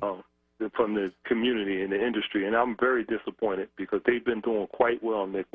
One of the things we looked at, what has been happening, and it was a question, well, why are you picking on the development industry, Nick? When we did our research and we realized how many breaks people have been getting in this particular industry, you know, they got tax breaks that we implemented as an example. You know, the 10-year. The abatement, 100% tax abatement. That, you know, a lot of people, probably 85% of the people in the city hate it. Right? If you're not getting it, you don't necessarily like it. Right? They've got Keystone Opportunity Zones that, if you're fortunate enough to develop in that site, you pay no taxes, not only real estate but wage taxes and all the aforementioned things. The Navy Yard, out in West Philadelphia, all those areas. Right? 2017. A lot of people, when they hear about the Donald Trump tax breaks that were put into place and passed by the Congress, people say, oh, that's just giving money to people's wages. And no, it did so much more to enhance people that have money. It literally, it created a $30 billion windfall for new pass-throughs for real estate dividend deductions, right? That's all about development. $16 billion Winfield real estate exemption from limitations on interest deductions. So basically, you know, I got to eliminate and increase my deduction on my interest payments, where most people had to frankly speaking, pay that. $22 billion, Nick, windfall for real estate exemption from lifetime exchange repeals. That's real estate jargon, but the bottom line is I have a way to not have to pay money. They introduced these things called opportunity zones, and it sounds good, Nick. Oh, opportunity zone. Yeah, but the bottom line is what it was is a way for people, developers, to invest money and to reduce their capital gains tax. And essentially, if you held that property for a period of time over 10 years, that capital gains tax that you would normally be required to pay goes away, Nick. These were some of the most significant enhancements that were put in place. So we're saying, look, this is the place where the industry has done quite well, so this is where we're going to get money. So we're looking at imposing a tax, 1% tax on new development, and we've changed downgraded the tax abatement for commercial. And we want to keep commercial, but they do produce jobs, but they got to put some money on the table. So as a result of that, we got a whole lot of pushback from these people. But at the end of the day, Nick, we're hopeful we'll get this passed. And as a result of that, we can pay the debt service payments on the $400 million that we borrow. But you got to pay for the money. Let's get to our phone lines. We're speaking with Council President Darrell Clark.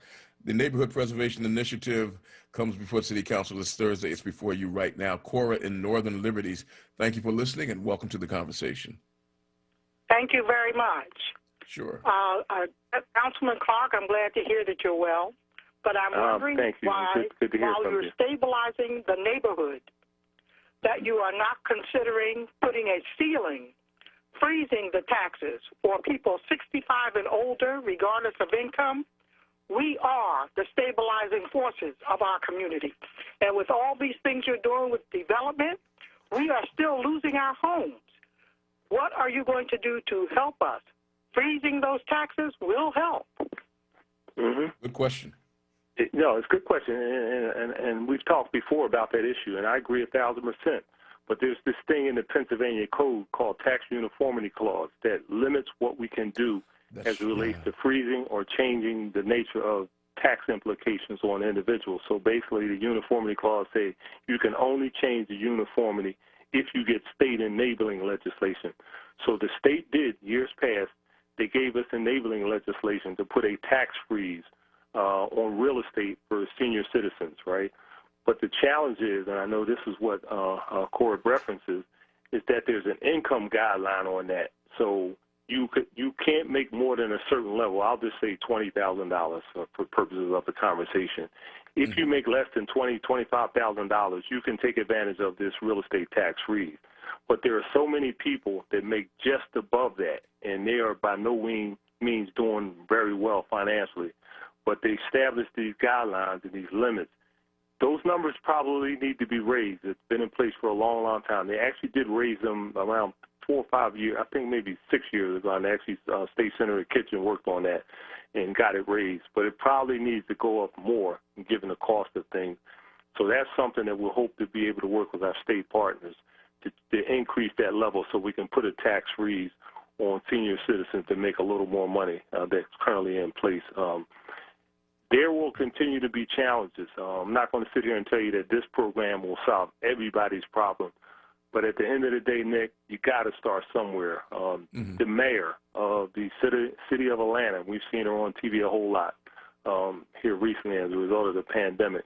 Her first year in office, she implemented a $430 million plan to produce a significant number of affordable housing over a period of 5 years. You got to go bold, Nick. You got to go bold. And somebody says, well, you know, why didn't you do it before? Well, the bottom line is it requires that you get enough votes to pass it. We tried to do this last year, and we couldn't get the votes, Nick. But this year, it looks like we're in a position to get the votes to pass it. So we got to jump on this while we have it. I appreciate you staying on point on this one. I remember hearing the arguments about this last year. That's right. We go to West Philly now, line 3, where Andre is waiting to have his say. Andre, thank you for your call. Welcome to the program. Hello. Hello. You. How you doing? Can you hear me? Yes. Yes, sir. I had a question about the basic systems repair service. There, I've been trying to get repairs done to my house to stay in the neighborhood. Daily, people are trying to offer to buy my house. And when I first bought it, I had to apply to basic systems repair. And year after year, they would come out. They would tell me I would have to get one repair done so that they'd come and do another one. A few years later, they would come and tell me I had to get another repair to do another one. And my house is in really bad shape, and it's getting worse. Will this initiative help the basic systems repair? They say my house is in too bad shape now to get anything done from the basic systems repair. Will the initiative help people like me? It could possibly, and I actually know what you're talking about because there was the program that's currently in place, again, it's federal dollars, that it requires when the city invests in this basic systems repair program, your house must be up to code at the end of that initiative. So I've seen cases where the roof gets fixed, and there's enough money in that program, but there's not enough money to do the plumbing, so you won't be qualified for that program. And I know exactly what you're talking about. We are looking to possibly expand it because this money, we're going to enhance the number of dollars that are available for basic systems repair program. We actually borrowed money 3 years ago, and we spent $60 million to clear up the backlog. But the other thing is that we have to make sure that some of the guidelines that are currently in place with the federal money will help a person like yourself. There's another program in place called 3 R's, Restore, Repair, Renew, that actually Councilwoman Sherelle Parker has actually championed, that you can use that with the loan and the basic systems grant to get you to a level where you will be at code. That program has an unprecedented level in terms of interest rates that are 3%, and the credit scores can be as low as 580. If you call my office and leave your name and your number, we'll look into your individual case and see if we can try to figure out how we can get you some help. But there needs to be some things that should be with the existing program. But again, because this is not federal dollars, it gives us a little more flexibility. Excellent answer. So excellent just question. call 215-686-2070. Just leave your name, your number, and just say you called me on the radio, and we'll have somebody call you immediately and see if we can help you out. After you get it all fixed up there, Andre, I'll be coming over for tea. Tyrone in North Philadelphia, thank you for your call. We're speaking with Council President Darrell Clarke. Welcome to the show. Yeah, peace and blessings, Brother Nick, and much love to my WURD family. How you doing, Councilman? Hey, Tyrone, how you doing, my friend? I'm good, brother. Hey, Councilman, you know, during the election, I worked and I can't remember the district, but it was right across the street from the Navy Yard, right there at 24th and 23rd and Bainbridge. Mm-hmm. And there was like a gated community right across from the Navy Yard. You know, I've been living in this neighborhood all my life, and I couldn't, you know, I don't even know when they put it up. But when I seen it, one of the things that I was going to reach out to you to see who are developers that put that together, and why can't we get them to put those type of developments in our neighborhood? Because when I'm saying in our neighborhood, meaning that we're not pushed out when they are put there. And it looked so good, man, and it made me say, well, what's the issue here? Why every time that when they put these type of development, it seems like it's an all-white development, and we don't have access to it. So my question is, one, how can we get that type of whoever's doing that work to, you know, put stuff together so folks can remain in the neighborhood? And my second question is, when I look across the street at the Naval Base there, when I say we, Jobs with Peace have created the economic conversion. I need you to get to that question because we're really tight on time, Tyrone. Okay, well, the question is, when the economic conversion, which again allows the turn military installations into properties for civilian use, why is it that when that happened, it never turned into properties where, you know, low and moderate income people can get into these properties? So every time we come up with ideas and let's get an answer on that one for you. I mean, because I've got one more call I want to get in, and we're really tight on time. Councilman, if you'd be so kind. Yeah, first of all, real quick, I think that Tyrone is talking about this area called Packer Park. It's right down near the stadiums in the Navy Yard.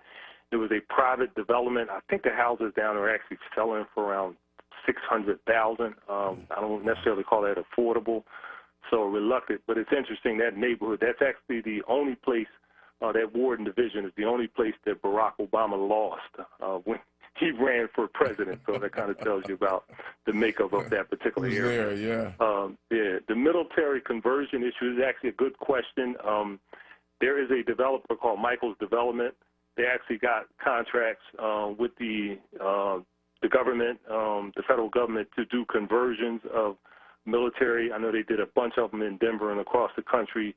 That has not been the case here, where you convert barracks and other types of things in affordable housing. So that's something that we can look at. I don't think we have a lot of residential military properties here to do that, because our Navy Yard has been closed down for quite some time.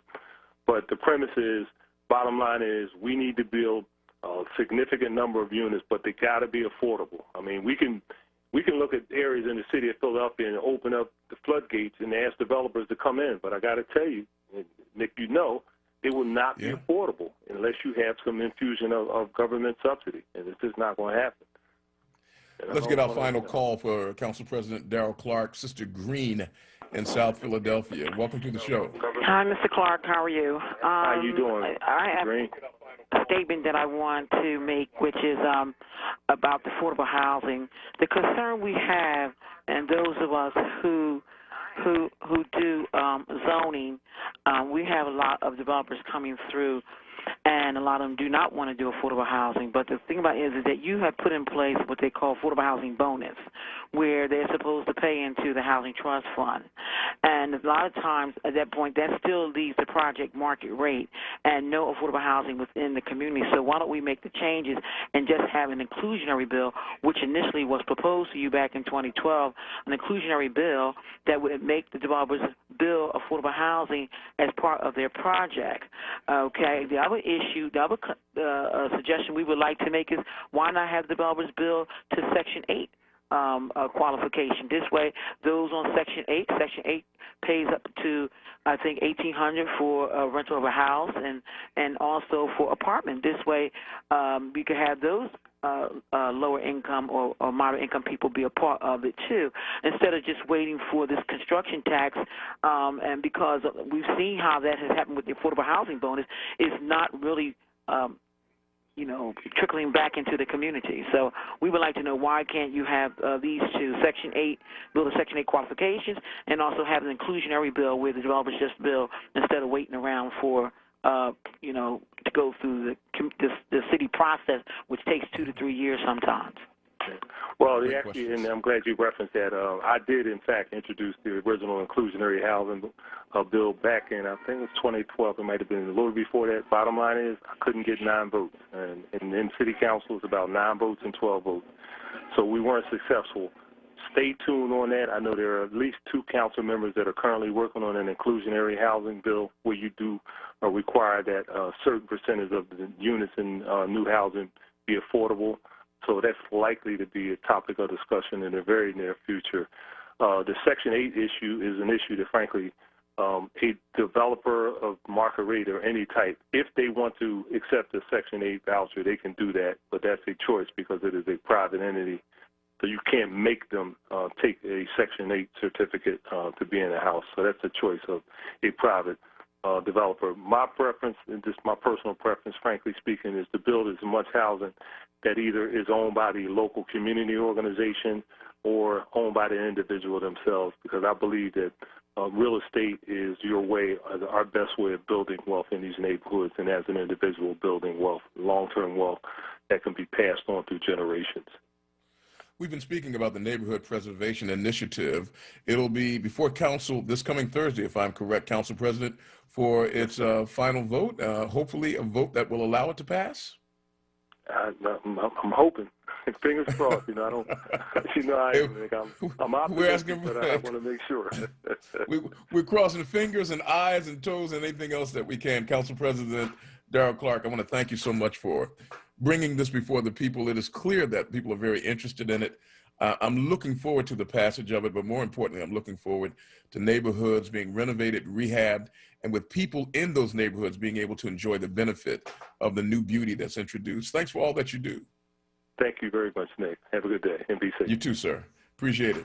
That's Council President Darrell Clark, representing the 5th Councilmanic District, speaking to us about a $400 million initiative called the Neighborhood Preservation Initiative that seeks to rebuild neighborhoods while people in those neighborhoods get a chance to stay in their newly enhanced communities. We're going to take a break. We're a little bit behind on that, and then we'll come back and continue our conversation. You can still make calls on this, and we can talk amongst ourselves right here at 215-634-8065. This is WURD 900 AM, 96.1 FM, Evening Words with Nick, and we'll be back after this.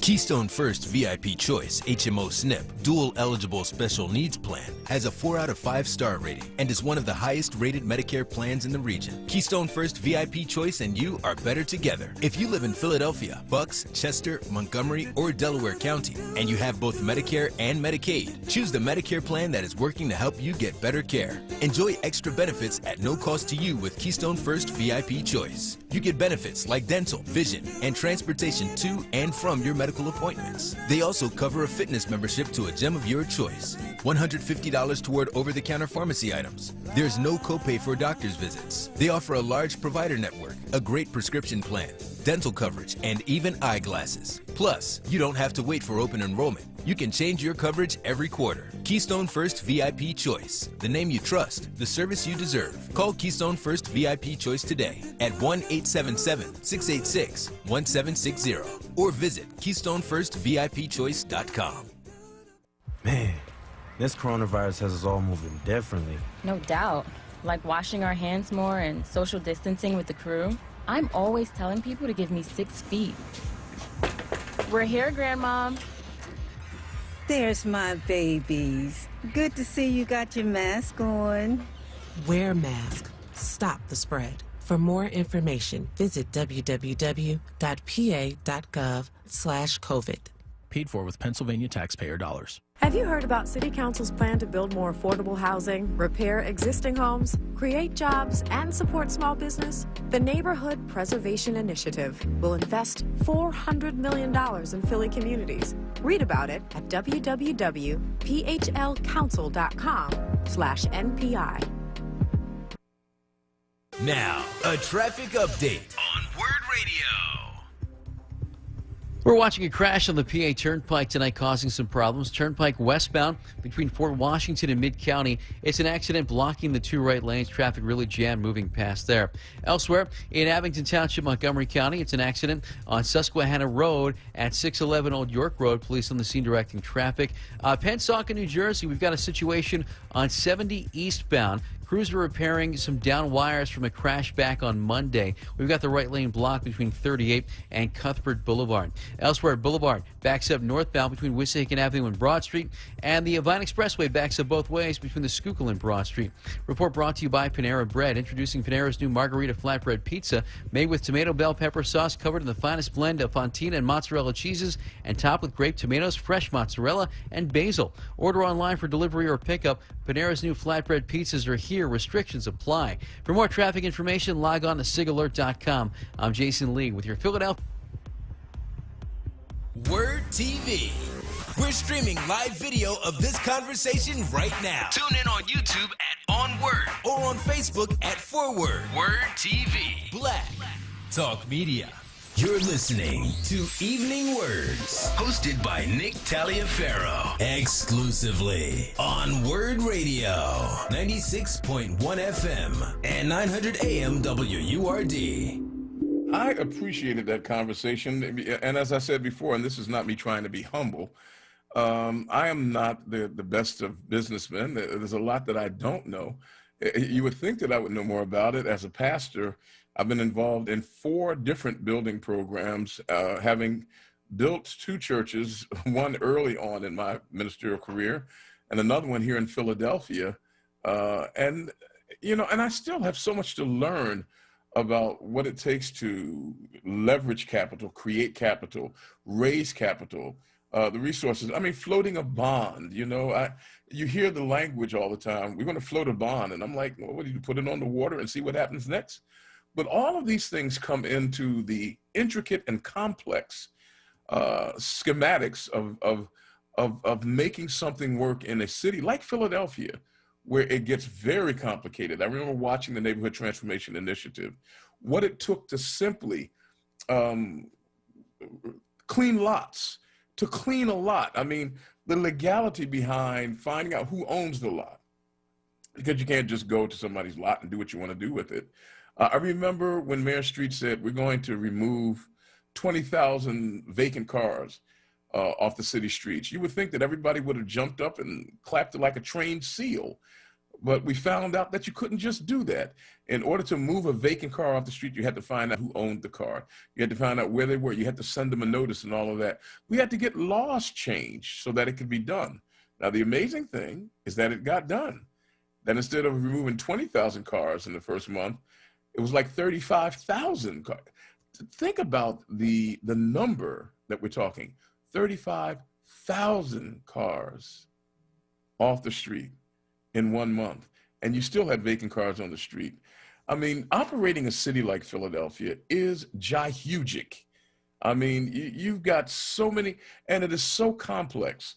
One of the things that I've been trying to do, and I'm going to get it done, is to bring people in to talk about the complexities of doing simple things.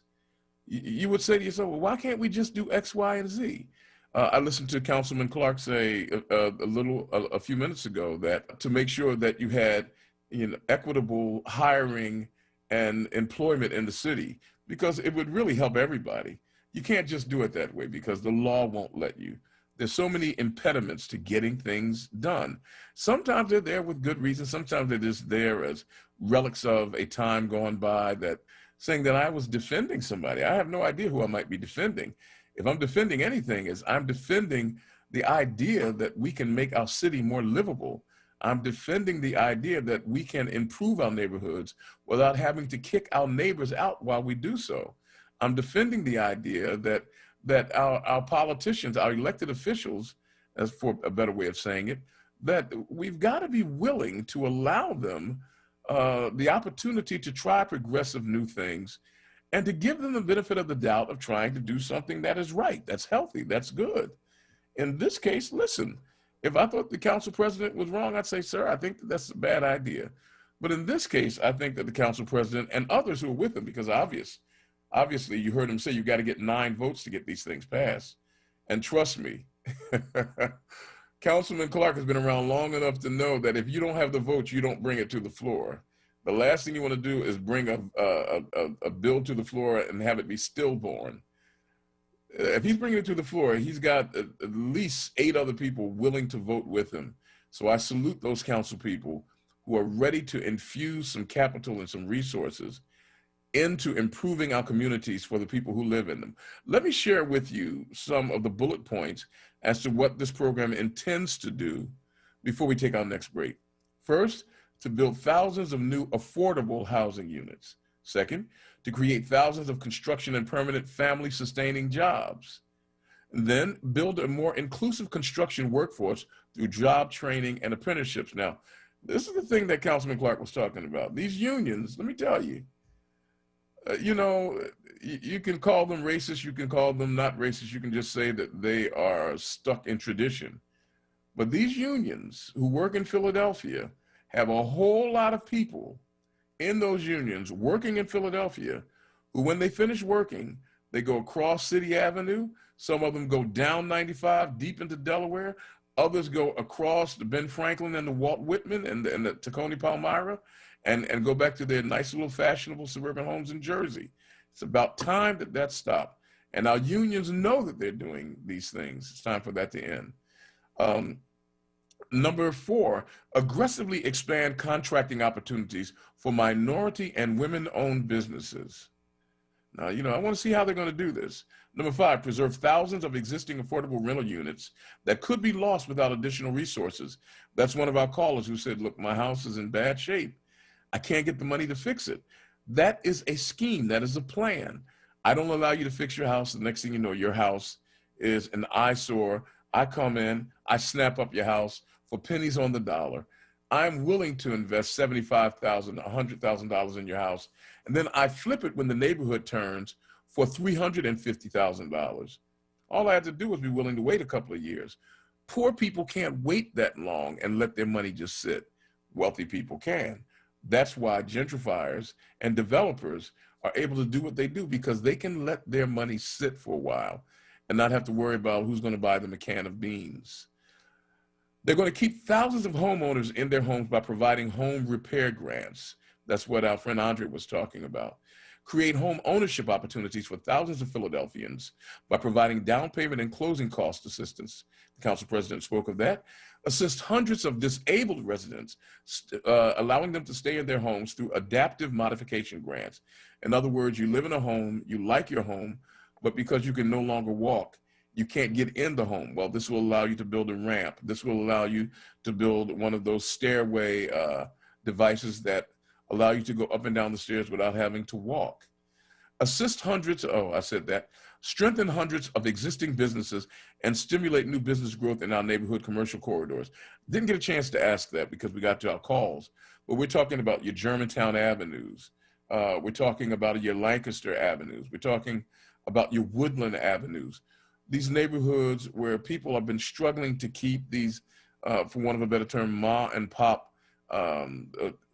stores together. You know, a store, I went up Germantown Avenue recently, went to look for a store that was run by a gentleman from Africa. I think it was called Sandega's, and it's gone. I mean, many times these small businesses just can't afford to hang into neighborhoods that are evolving because it gets too expensive for them. Keep families in their rental units through eviction prevention and rental assistance programs. That's something you want to do. You know, when people run into a difficulty through no fault of their own, particularly, how do you help them to keep their home and at the same time not kill the landlords, because they've got to make a living too. And then finally, make improvements to neighborhood infrastructures. All of these things will be lifted by the rising tide, hopefully, of the Neighborhood Preservation Initiative. I hope so. We're going to take another quick break. When we come back, if there are calls that you'd like to make, take me to task. If you think I'm naive, it won't be the first time I've heard it, but I'm going to take you back to task because that's what talk radio is all about.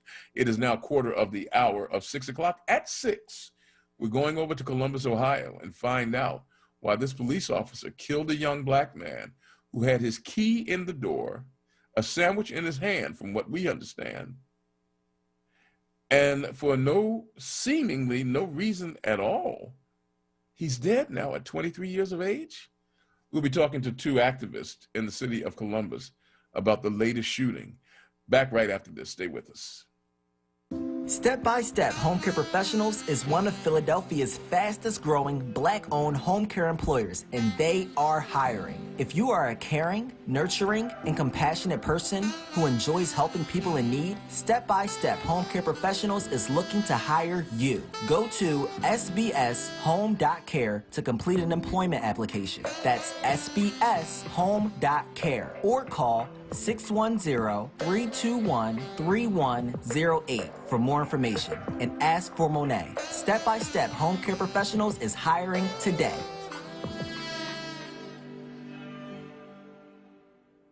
With Internet Essentials from Comcast for only $9.95 a month, you get more. High-speed home internet service included. Peace of mind with XFi Advanced Security included. Access to millions of XFi Wi-Fi hotspots, that's included too. Internet Essentials from Comcast brings you affordable, high-speed internet to your home for only $9.95 a month. When you're connected, you're ready for anything. Visit InternetEssentials.com for more information. Taxes extra. Restrictions apply.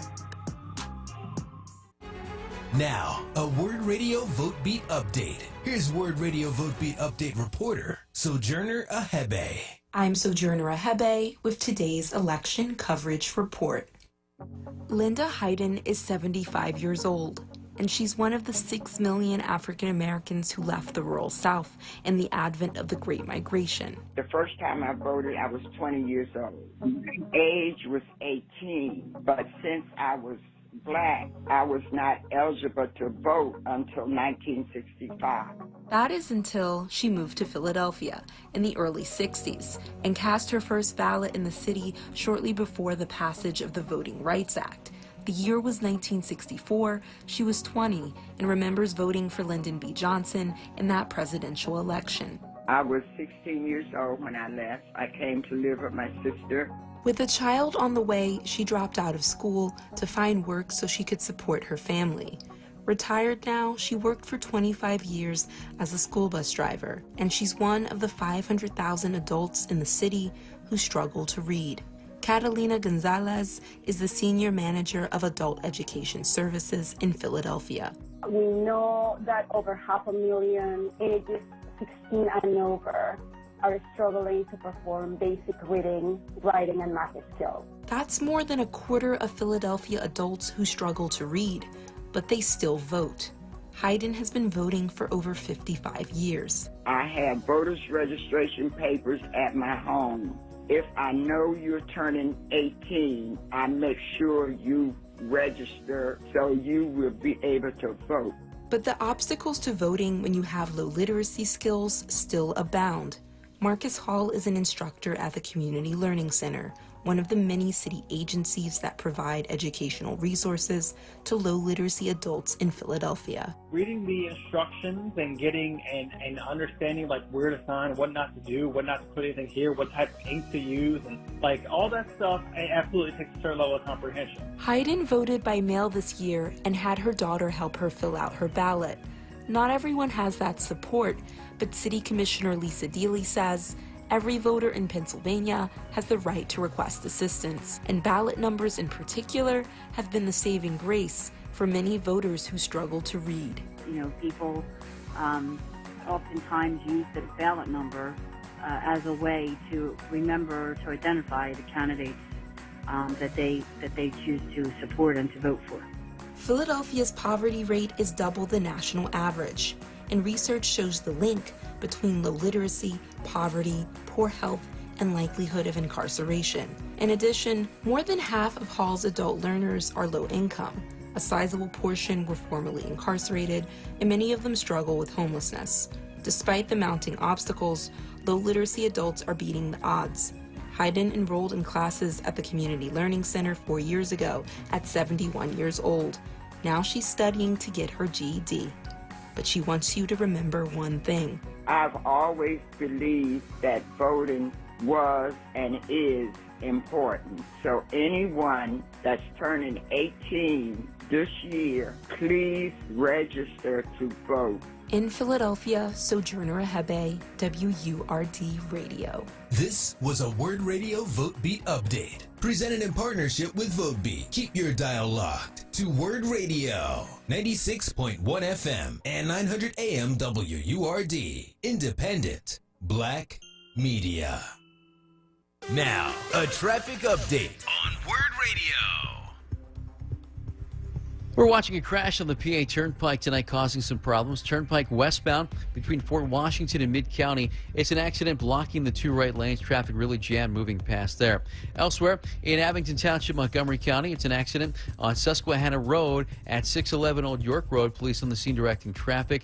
Pensacola, New Jersey, we've got a situation on 70 eastbound. Crews are repairing some down wires from a crash back on Monday. We've got the right lane blocked between 38 and Cuthbert Boulevard. Elsewhere, Boulevard backs up northbound between Wissahickon Avenue and Broad Street, and the Vine Expressway backs up both ways between the Schuylkill and Broad Street. Report brought to you by Panera Bread, introducing Panera's new Margarita Flatbread Pizza, made with tomato bell pepper sauce covered in the finest blend of fontina and mozzarella cheeses, and topped with grape tomatoes, fresh mozzarella, and basil. Order online for delivery or pickup. Panera's new flatbread pizzas are here. Restrictions apply. For more traffic information, log on to sigalert.com. I'm Jason Lee with your Philadelphia area traffic. Word TV. We're streaming live video of this conversation right now. Tune in on YouTube at onWURD or on Facebook at WURD. Word TV. Black Talk Media. You're listening to Evening Words, hosted by Nick Taliaferro, exclusively on Word Radio, 96.1 FM and 900 AM WURD. Coming up in the 6 o'clock hour, a very critical conversation that we'll be having with a couple of our friends from over in Columbus, Ohio. The shooting of 23-year-old Casey Goodson Jr., shot at the doorway of his own house, died in his house, having been shot supposedly 3 times in the back by SWAT deputy Jason Meade of the Franklin County Sheriff's Department. This story, for some reason or another, seems to be quiet. I'm not exactly sure why. Columbus, Ohio is a major city in Ohio, the capital of the state, and I've been hearing some very strange things about that town after the shooting. We'll be going to Columbus, Ohio. We will take you there through our conversation with 2 of the leading activists of Columbus, Ohio. First off, we will be talking to Mr. Ephraim Laidley and his partner, Sean Stevenson. They are the directors of a 501c3, a community organization called Elements of Change. It's a 501c3 that rehabs houses and rehabs the lives of people on the street. And they also direct a program called End the Violence. We'll be speaking with them in just a few moments. over in Columbus to tell you more about this story. But before that, we remind you that now that you are right up against it, and this has been a weird year, hard to figure out what to get for whom, from where, try to get something really unique. Try to get something that might be one of a kind. And the best way to do that, folks, is to check in with our virtual holiday marketplace online. Everybody's online shopping now. So look, it's safe. Yeah, the stuff gets to you quickly, and it's really good stuff. And WURD has got you covered. If you want to buy those unique items, particularly if you want to buy Black and empower your own community, you can check in online at our virtual holiday marketplace, and you can support local, small, Black-owned businesses throughout the holiday season through our virtual marketplace and purchase your holiday gifts today.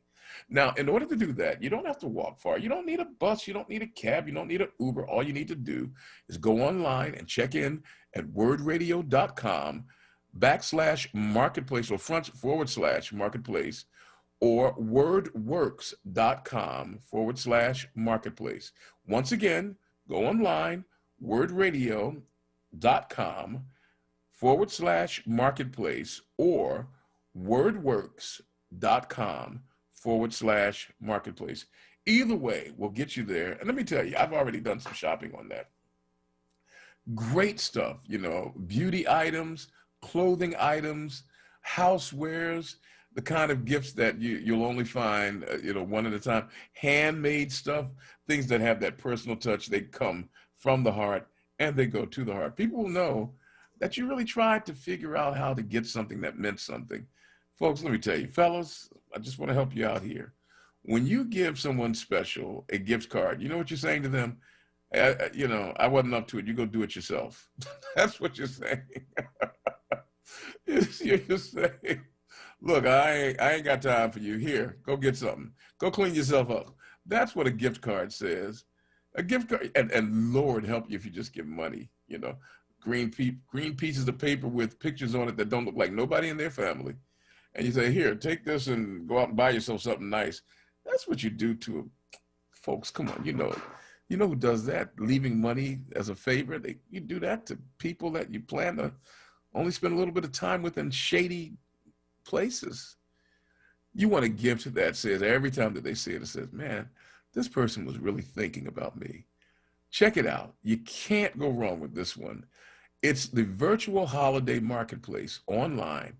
Support your local small Black-owned businesses through the marketplace, wordradio.com/marketplace or wordworks.com/marketplace, and get yourself a gift to remember. It's now 4 minutes away from the hour of 6 o'clock. Coming along at 7 o'clock, Sarita Martin comes to you with her dulcet tone and her gracious style of bringing you closer to the kind of conversation that makes you not only think, but think in a way that allows you to have that peace and tranquility. Sarita has that gift. She's the radio whisperer. You listen to her and you think to yourself, yes, why did I not think of this earlier? Check her out at 7 o'clock right here on WURD, 900 AM, 96.1 FM. And then at 9, it is, of course, Reverend Al. Reverend Al says he's going to keep it real. I've been hearing some things about Reverend Al in his earlier days. Everybody's got a past, but Reverend Al seemed to really have had one. Bless his heart. Glad to see he's doing well now. All right, good people. There was one, I planned to bring to you a gentleman whose story was so inspirational, I just couldn't help but share it with you. His name is Nafis Norris, and he's not here on our program today because, well, he was on the program right in front of mine, and we have a practice of not bringing people on back to back. And so my good friend Andrea Lawful Sanders got to him first, and I think that was a good get because his story is certainly worth hearing. We'll bring him back to you. We want you to hear how this young man persevered to become the first student admitted to the master's program in biopharmaceutical process engineering at Thomas Jefferson University. A great inspirational story. We'll be bringing it back to you maybe in a couple of days or so. We will see what we will see. Big in the news, we shared with you earlier that Jalen Hurts, the second round pick in the Eagles' previous draft, the second string quarterback for the Eagles, is now first string. This coming Sunday, playing against the New Orleans Saints, Jalen Hurts will be under center. And I think the Eagles are actually kind of excited about it. I don't know if you heard it or not, but Jalen Brown, the Eagles got 3 Jalens on the team. Jalen Brown, a 6'4", 340-pound guard, was thrown off the team and thrown out of the hotel this past weekend for activities unbecoming to the Eagles. I don't know exactly what that means. Really nice guy from everything I heard. I don't know what he did or what he didn't do, but he's no longer with the team. Hopefully the Eagles will fly this coming Sunday. Pick 'em. You can't lose with 'em. All right, folks, 2 minutes away from the hour of 6 o'clock. We'll be coming back, taking you over to Columbus, Ohio, to talk about a very serious story. Stay with us, folks. You're listening to 900 AM, 96.1 FM, WURD. We'll be back. Jefferson Health offers no-cost COVID-19 testing sites at St. Raymond of Pinafort Church. Testing is on Thursdays and Saturdays. A second testing location has been added at Richard Allen Preparatory Charter School. Testing is on Wednesdays and Fridays. For testing hours and more information, call 1-833-533-3463. Last year, the Pennsylvania Lottery contributed over $1.2 billion to programs that benefit older Pennsylvanians. Programs like senior centers and hot meals, long-term living services and home care, property tax and rent rebates, transit rides, and much more. To learn more, visit PALottery.com and check out the interactive map to see how the Pennsylvania Lottery benefits older residents in your county. Players must be 18 or older. Please play responsibly. A holiday message to help us all and answer an important question. We will never know how many of our friends and family members didn't get COVID-19 because we followed safeguards. We'll never know that number. This is Dan Hilferty, CEO of Independence Blue Cross, with a simple reminder of how much good we do for others when we protect ourselves. We'll never know how many lives we save because we wear masks, wash our hands frequently, and keep social distance. We'll never know exactly who we help, who we save when we take protective steps each day. We'll only know one thing for certain, that we did all we could to save people from the effects of a pandemic with the potential to overwhelm the region. And that's a nice thing for us to live with. Thank you all. For more on what you can do, visit ibx.com. Together, we are beating COVID-19. Want to buy black for the holidays? WURD Radio has got you covered. WURD is proud to present our virtual holiday marketplace online. Support local, small, black-owned businesses through the marketplace and purchase your holiday gifts today. Visit wordradio.com/marketplace or wordworks.com/marketplace. Livelihood, the new initiative from WURD Radio, connecting Philadelphians to jobs, entrepreneurship opportunities, small business resources, and financial literacy. Visit WURDworks.com right now and take the next step in your professional journey. Livelihood is supported by the Nightland Fest's Local News Transformation Fund, Borealis Philanthropies Racial Equity and Journalism Fund, and the Solutions Journalism Network. This is WURD Radio, 96.1 FM and 900 AM WURD Philadelphia. Independent Black Media. WURD TV. We're streaming live video of this conversation right now. Tune in on YouTube at onWURD or on Facebook at ForWord. WURD TV. Black Talk Media. You're listening to Evening Words, hosted by Nick Taliaferro, exclusively on WURD Radio, 96.1 FM and 900 AM WURD. Another disturbing example, ladies and gentlemen, of law enforcement gone wrong appears now in the capital city of Ohio. Just found out about this story, and when I heard about it, I could not believe that I wasn't hearing about it in more places, because this story really made my blood curdle. A young man, 23 years of age, shot in the back trying to enter his house by a deputy who is a veteran of the SWAT team on his particular force. And for some reason or another, he ends up shooting a young black man in the back in Columbus, Ohio. I didn't want the official version. I wanted to find people who were close to the people, who were close to the streets. And I was blessed and benefited by someone making a connection for me that allowed me to speak to these two gentlemen that I now introduce to you.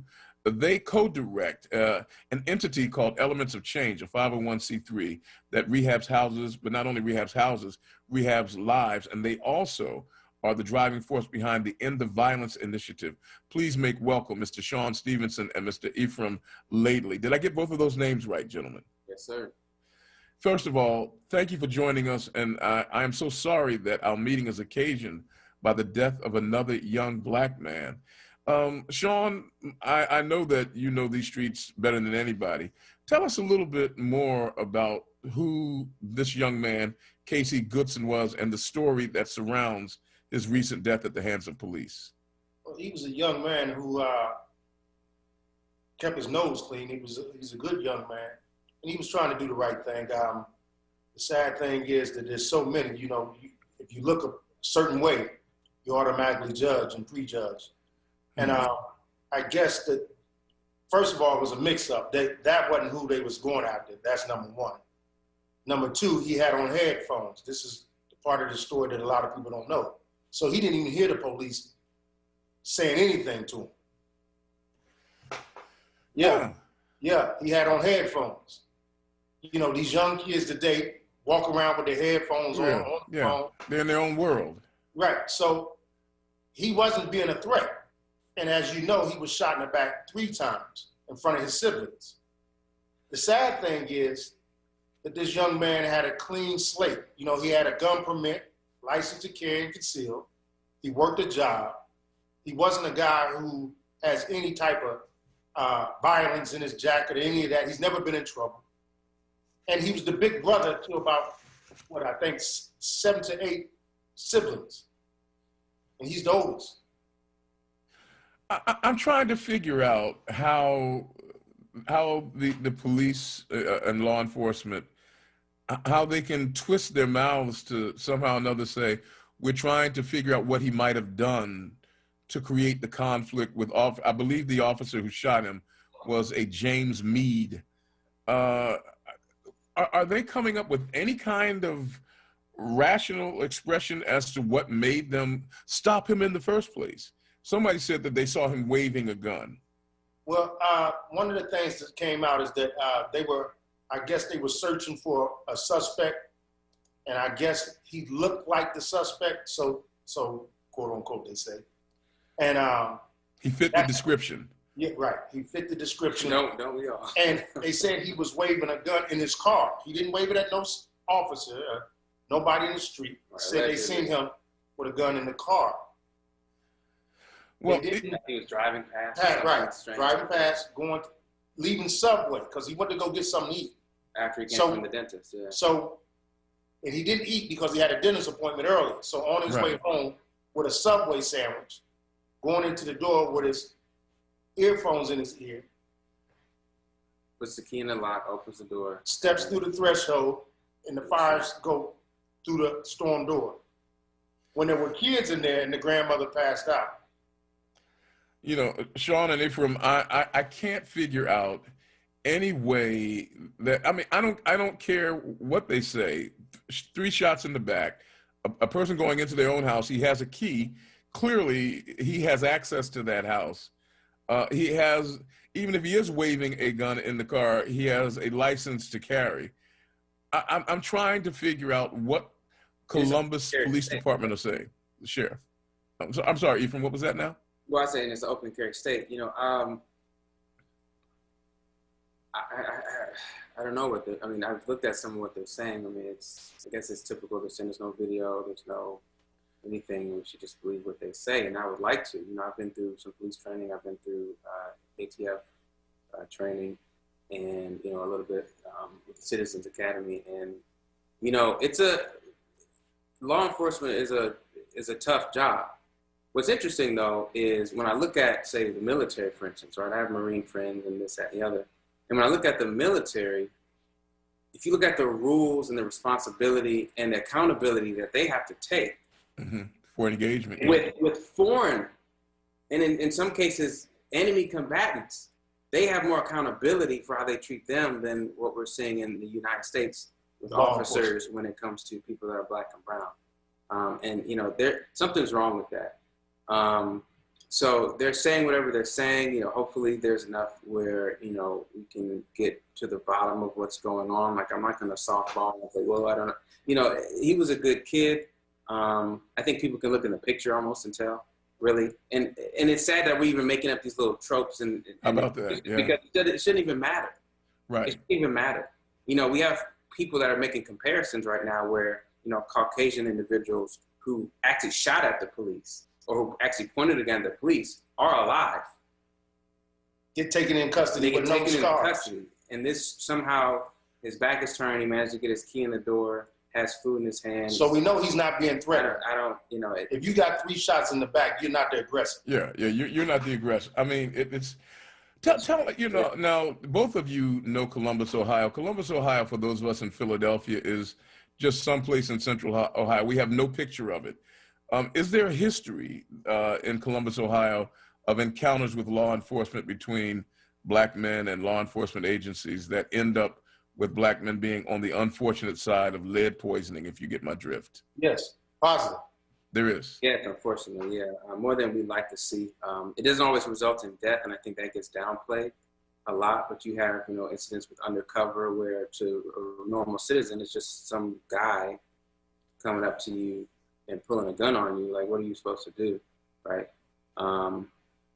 But also you have, you know, what went national was, there's Tamir Rice up in Cleveland, but there's Tyree King, you know, down here in Columbus. And you know, that was a case where they said he had a fake gun. You know, in this case, you know, they said he had a gun on him. You know, I just tire of, to use a reference from Dave Chappelle, like the planet, you know, he had a gun and sprinkled some crack on him and we're good. Yeah. Like, you know, conversation. And if wrong was done, man, I hope it faces the full force of the law. You know, we certainly as black people get that, and more so on our end for much less. So, you know, hopefully with the, you know, feds getting into it, there'll be less bias. You know, yeah, non-feds have taken over the case. Yeah. That's helpful. Now, let me ask the question: Did the Columbus Police Department? Well, my understanding is that this was a county sheriff operating under the auspices of the U.S. Marshals. Right. Okay. I believe so. I know they talk about, you know, 17 years veteran and so on and so forth. So I think that's true.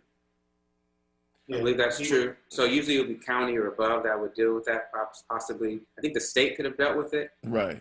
Stuff like this, honestly, the pattern is a lot of people don't want to touch it, right? Because, you know, the DAs and the attorneys and this such and such, like they're very usually closely tied together. They do operations and different things together. So it's almost inherently biased from that perspective. And then you have the ironclad, almost really like immunity cover of, you know, the Fraternal Order of Police and the agreements that are made with law enforcement that really create an environment where the law enforcement and the police oftentimes, you know, it's kind of a, you know, absolute, you know, power corrupts absolutely type scenario. You also have the, you know, back in the 70s, so to speak, 60s, 70s and prior, you also have a dynamic where a lot of people used to come from the community that were police officers. So they could actually call out someone's name. Right. They knew the person. They could say, Jim, what are you doing? Or call a family member and say, hey, you know, your cousin's acting a little strange. But now a lot of the officers, or too many of the officers, live outside of Columbus, outside of the neighborhoods that they patrol. Oh, really? Okay. Yeah, and that's something I think that, you know, policing has kind of gotten away from as the sprawling, you know, downtown areas become, you know, moved into the suburbs. And I think that's one of the infrastructure challenges that a lot of places face, not just here in Columbus, where the officers are not really from that community. Let me reintroduce you for those who might just be tuning in. We are in Columbus, Ohio, with two gentlemen who are working hard to make the neighborhood more livable, more peaceful. They direct an entity called Elements of Change that tries to change the neighborhood and the people who live in the neighborhood, but also they're the driving force behind an anti-violence initiative, Stop the Violence, in the city of Columbus, Ohio. We are brought together, unfortunately, by the death of Casey Goodson, a 23-year-old young man who was shot in the back, supposedly, reportedly shot in the back by police officers, by a police officer who was looking for a completely different person. This story, there's nothing about it that allows you to rest well at night. The African-American community in Columbus, Ohio has to be on edge right now. To what degree are they on edge, Sean and Ephraim? Are there protests? Are they rallying? There's talks of rallying and protesting. What it is, we're trying to keep everybody calm. Yeah. Because we know the people that's going to handle this case is going to handle it correctly. Okay. We've been assured that this case will be handled correctly. And you have a sense of confidence in... Oh, most definitely, because we overseeing and we're watching. You know, people will be held accountable at this point in time. Well, I mean, and there are a lot of people who use this time to let off steam and anger from, you know, offenses that occurred years ago. We try to tell the guys in the neighborhoods, this is not the time for that. Okay. Let's let the law do what it's supposed to do, and then we'll do what we need to do. Now, my understanding, as you just said, is that the federal authorities are moving in to take a look at this case from above it. So we don't have the people who did the shooting investigating the shooting. Right. And that's the most beautiful part. You know, it's like an outside entity doing an investigation versus in-house. You know, a lot of traditions that a lot of these police forces follow throughout the country, the 60s tradition, that's old. That's over. Black men are not scared of the law, but they want the law applied to them that's applied to everyone else equal. You know, the only good news out of this situation is that it allows me to meet two gentlemen who are not simply a part of the complaining process, but you're also a part of the solution. Element of Change, which is an organization that the two of you direct, is rehabilitating Columbus from the inside out. Tell me a little bit more about how the two of you started this operation and what it purports to do. Go ahead. Yeah, so, you know, I've been, you know, doing community work for over 17 years now, feeding the homeless, working with people that were addicted to drugs, and that's where I met my wife, actually, at church. And, you know, we were doing the work together, we were friends, and, you know, we started dating, got married, have a kid now, been married for 6 years. And, you know, through all of it, you know, at one point I wanted to start a group home for young boys, right, about 10, 11, 12. Because I went to a school system up in East Cleveland where, you know, they tried to put me on drugs, on Ritalin, and put me in special ed. My mother said no, and one of the teachers stood up for me and said, he's very smart, he's just bored. Okay. We didn't put him in advanced placement, and they wouldn't. So I eventually went to a different school. They tested me, and they're like, your son is very gifted, and he doesn't have a lot of the social issues that some of our other very advanced, high IQ students have. So I went through a bunch of courses, went through DeVry, you know, got my degree in IT, information systems, so on and so forth. So I'm doing this work, and I want to open this home up. And I'm like, in order to really reach a lot of these kids, we have to influence the adults that are in their lives as well, that are really pulling them in a different direction. And I said, in order to do that effectively, I need to find what we call a real one, like someone that is very effective, someone that has the juice, so to speak, as we used to say back in the day, someone that has the charisma, but also the integrity of character and the background to actually influence the influencers. And so me and Pastor John Boston were doing this this community meeting after Tyree King was killed, less than 48 hours after he was killed. We had the mayor, we had the head of safety, as well as the police chief there. And I think it's the first time any city had that within that time period with such an incident. And Sean is there. And so I meet him. You know, we talk, you know, a friend was trying to connect us, we start working together. As we're working together, I said, like, this is the guy that I've been looking for. But as I'm talking to him and learning from him, I start to shift and we start to kind of really merge what we're doing. And I'm like, if he can influence the adults, we can get the kids easily. So we start working together on that. And he has End the Violence. He's been doing that for 11 years since he's been out of prison. He started doing it while he was in prison before, really influencing very influential folks, including King Tone of the Black Kings out of New York, just to name one. But we start working together and we have like this synergy, you know. We come from these two different worlds, but we have the same agenda. And with that, we're able to reach and connect, and bridge and break down barriers between police, community, government, community, police and police in some instances, and even to the recognition from the federal government, Department of Justice, U.S. Prosecutor's Office, as well as Department of Youth and Rehabilitation Services in D.C. So, I mean, there's so much to talk about. Like, we've talked down serial killers. We've Say what? Yeah, Really? Yeah, we've been called in to talk down, serial killers and hitmen. We attend funerals to prevent hits that we know are going to take place. We will send out, warnings to people in the streets when they change gun laws, when they, certain people are moving certain ways. Like we are proactive. And so, people don't generally get the award for the bomb that never went off or the fire that never happened. Right. It's like they'd almost... Yeah, it's hard to measure what didn't happen. Yeah, it's hard to measure what didn't happen, but that's what we do. But we also intervene, and we also are able to respond to certain things in a way that others can't, because we've gained trust. And through this gentleman here, I get licensed to operate. Let me ask the question, Sean. I mean, because Ephraim has pointed to you as someone who knows what you're trying to prevent. Is Columbus, because I've been to Columbus, I think 3 times. And whenever I think of Columbus, I think of a place with broad tree-lined boulevards and Rebecca of Sunnybrook Farm, selling lemonade on the corner. Does Columbus have a violence problem, a gang problem, a drug problem? It has all the above. It's like any other city. Columbus is a place, it's a free zone. So people come from all over the world to come here because it's beautiful, Yeah, nice living there. Yeah, it's a lovable place to raise a family. So our city's steady building and getting larger, but the things that come with large cities are starting to pour into the city as well. Wow. I mean, what we try to do is be proactive and put things in place so our city doesn't get like the cities that get all the news and airplay of violence.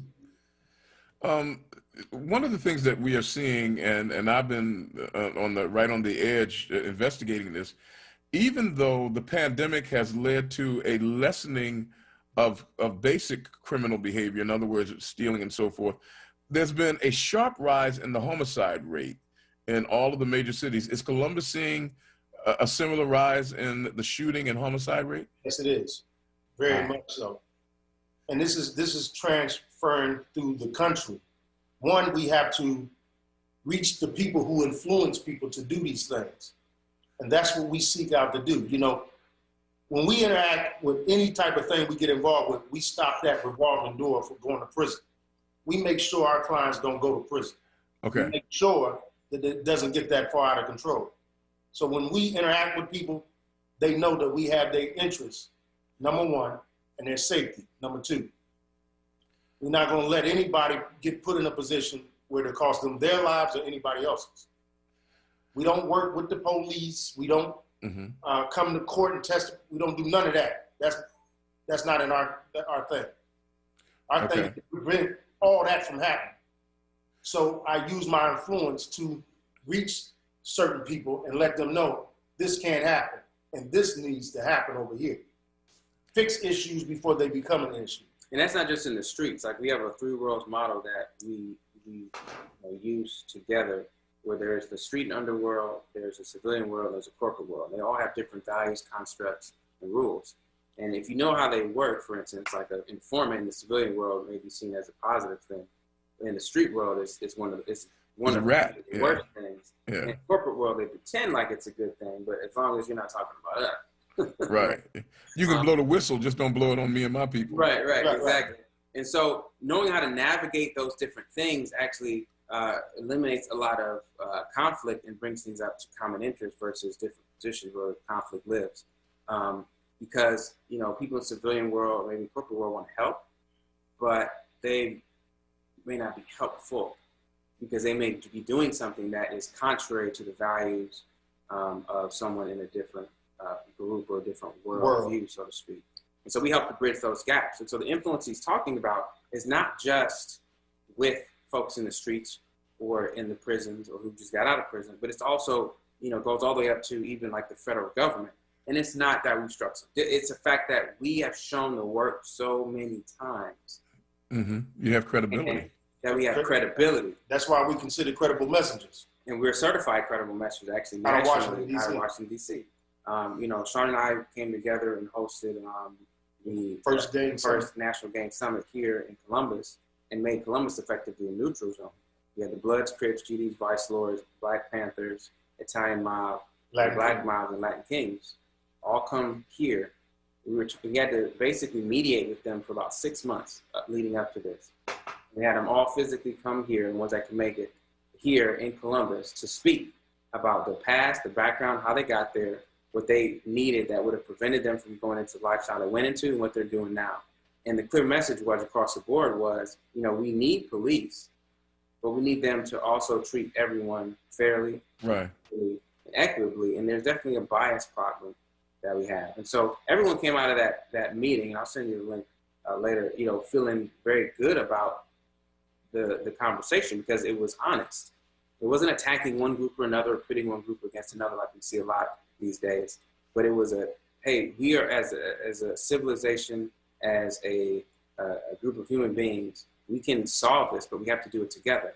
Hence the name Elements of Change. Foundational Elements of Change is End the Violence, ETV, which is Sean's organization. And so we partnered together to really just knock some things out of the park. And when we didn't get support, we pull out of our own pockets. Wow. And we didn't talk about it. We showed and proved. And while we didn't advertise and do all the social media and web stuff, and folks that did couldn't really compete with us because we had the people. And we had the influence now of DYRS as well as Department of Justice. And we have people within the police departments that want to see better, but they're set up where it's hard for them to speak out without being punished effectively. You know, let me introduce you for the last few minutes of our conversation. We're speaking with two gentlemen from Columbus, Ohio. Columbus, Ohio, unfortunately now has gathered attention due to the shooting of Casey Goodson, a 23-year-old young black man who was shot in the back. At least that is the original reports. There hasn't been an autopsy yet. Shot in the back by a SWAT officer from the county sheriff's department working in tandem with the U.S. Marshals. They were looking for certain major crime figures. Casey was not one of them, but somehow or another, he ends up shot in the back, killed in his own home. They say he had a gun. Others say he had a loaded sandwich. That was all that he had. We're speaking with two individuals who are activists in the city of Columbus. They direct the community-based organization Elements of Change that seeks to change the city of Columbus from the inside out, starting with buildings, continuing on with the lives of men and women who need their help. And they also are the driving force behind an initiative that seeks to end violence. As you can see on Ephraim's shirt, that violence with the cross between it, and Sean is just styling. So I just give it to him the way it is. Let me just ask these questions. I mean, we wanted to spend some time talking, and I'm hoping that we can catch up with you again to talk more about what you're doing to end violence in Columbus, because I know it can help us here in Philadelphia. But right now, everybody's attention is focused on the family of Casey Goodson. I don't know if you know the family, but I can only imagine what they're going through. Do they have representation?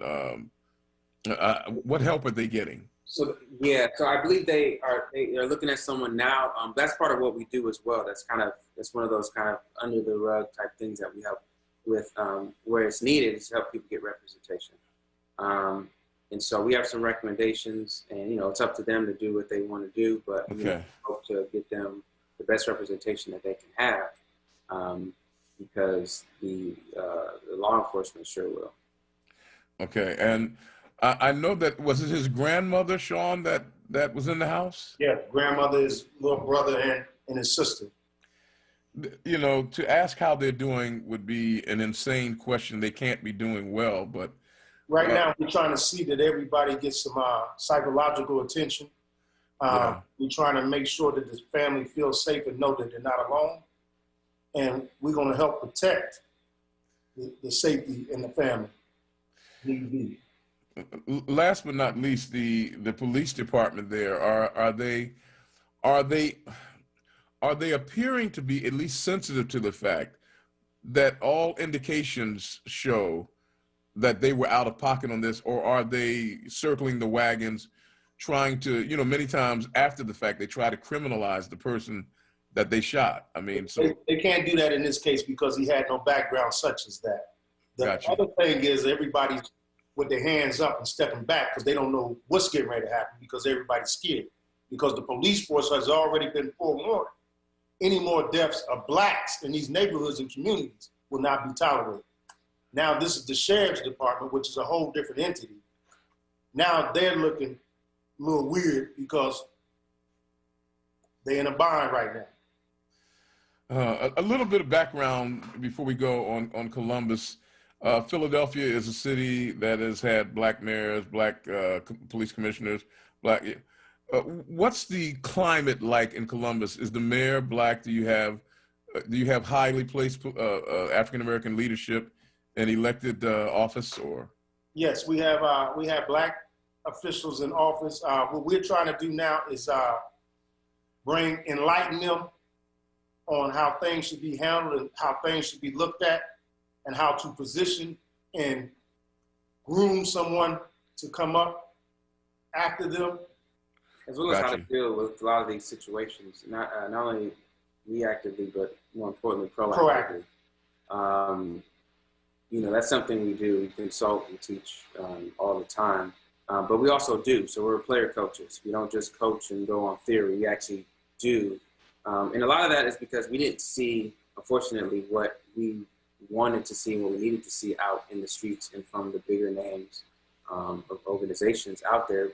Some of which, a lot of which I've volunteered with, you know, and I saw gaps. I saw, you know, people that are money first versus mission first. People that were about tension and ego and, you know, being next to the mayor, being next to this person and accolades, and, you know, all of this other stuff that has nothing to do with actually helping the condition and the plight of people. And so rather than talk about it and just complain about it, we actually start doing something about it. Including out of our own pocket, you know, and we travel. We go to Chicago, we go to LA, we go to New York, we go to DC. Yeah, we've been. We do this all over. We've been to Newark, New Jersey. We're gonna see about. I noticed that Philadelphia was off that itinerary. We're gonna try to correct that for you. Yes, but guess what? I used to be in Philly when I was in the other world. Seriously? Oh, most definitely. I know Aaron Jones, Skip Jackson. You know Aaron Jones? Yeah, yeah. Well, you just told me a whole lot right there, Sean. Yeah. You told me. He's the real one, man. Hey, look, let me tell you, ladies and gentlemen, don't let the smooth taste fool you. My friend Sean has been somewhere. You know, Sean, Aaron Jones was not known for selling cookies on the corner. Right. But guess what? Through all of that, he's still he's a man with a family, you know? Yep, you got to support him. Man, look, we are out of time. I'm hoping, fellas, that I can get you to come back on. Anytime. And look, tell everybody how they can find you online so that they can see more of what you're doing. And maybe there are people out there who are listening from all over the country who might say, hey, look, we'd like to help these guys do better what they're already doing well. So tell them how we can connect with you online, if you would, Ephraim. Yeah, absolutely. So, you know, you can find us online at theelementsofchange.org. Again, that's theelementsofchange.org. And, you know, we have the Sunday page, paper. We made the front page for the Dispatcher, the local paper, and some other things that we do. We're in the halfway house actually right now that Sean and I run, privately owned. That's a halfway house? Yeah. So we do things, we call Y'all got room? People recognize, but we do things a little differently, right? We call it upward living.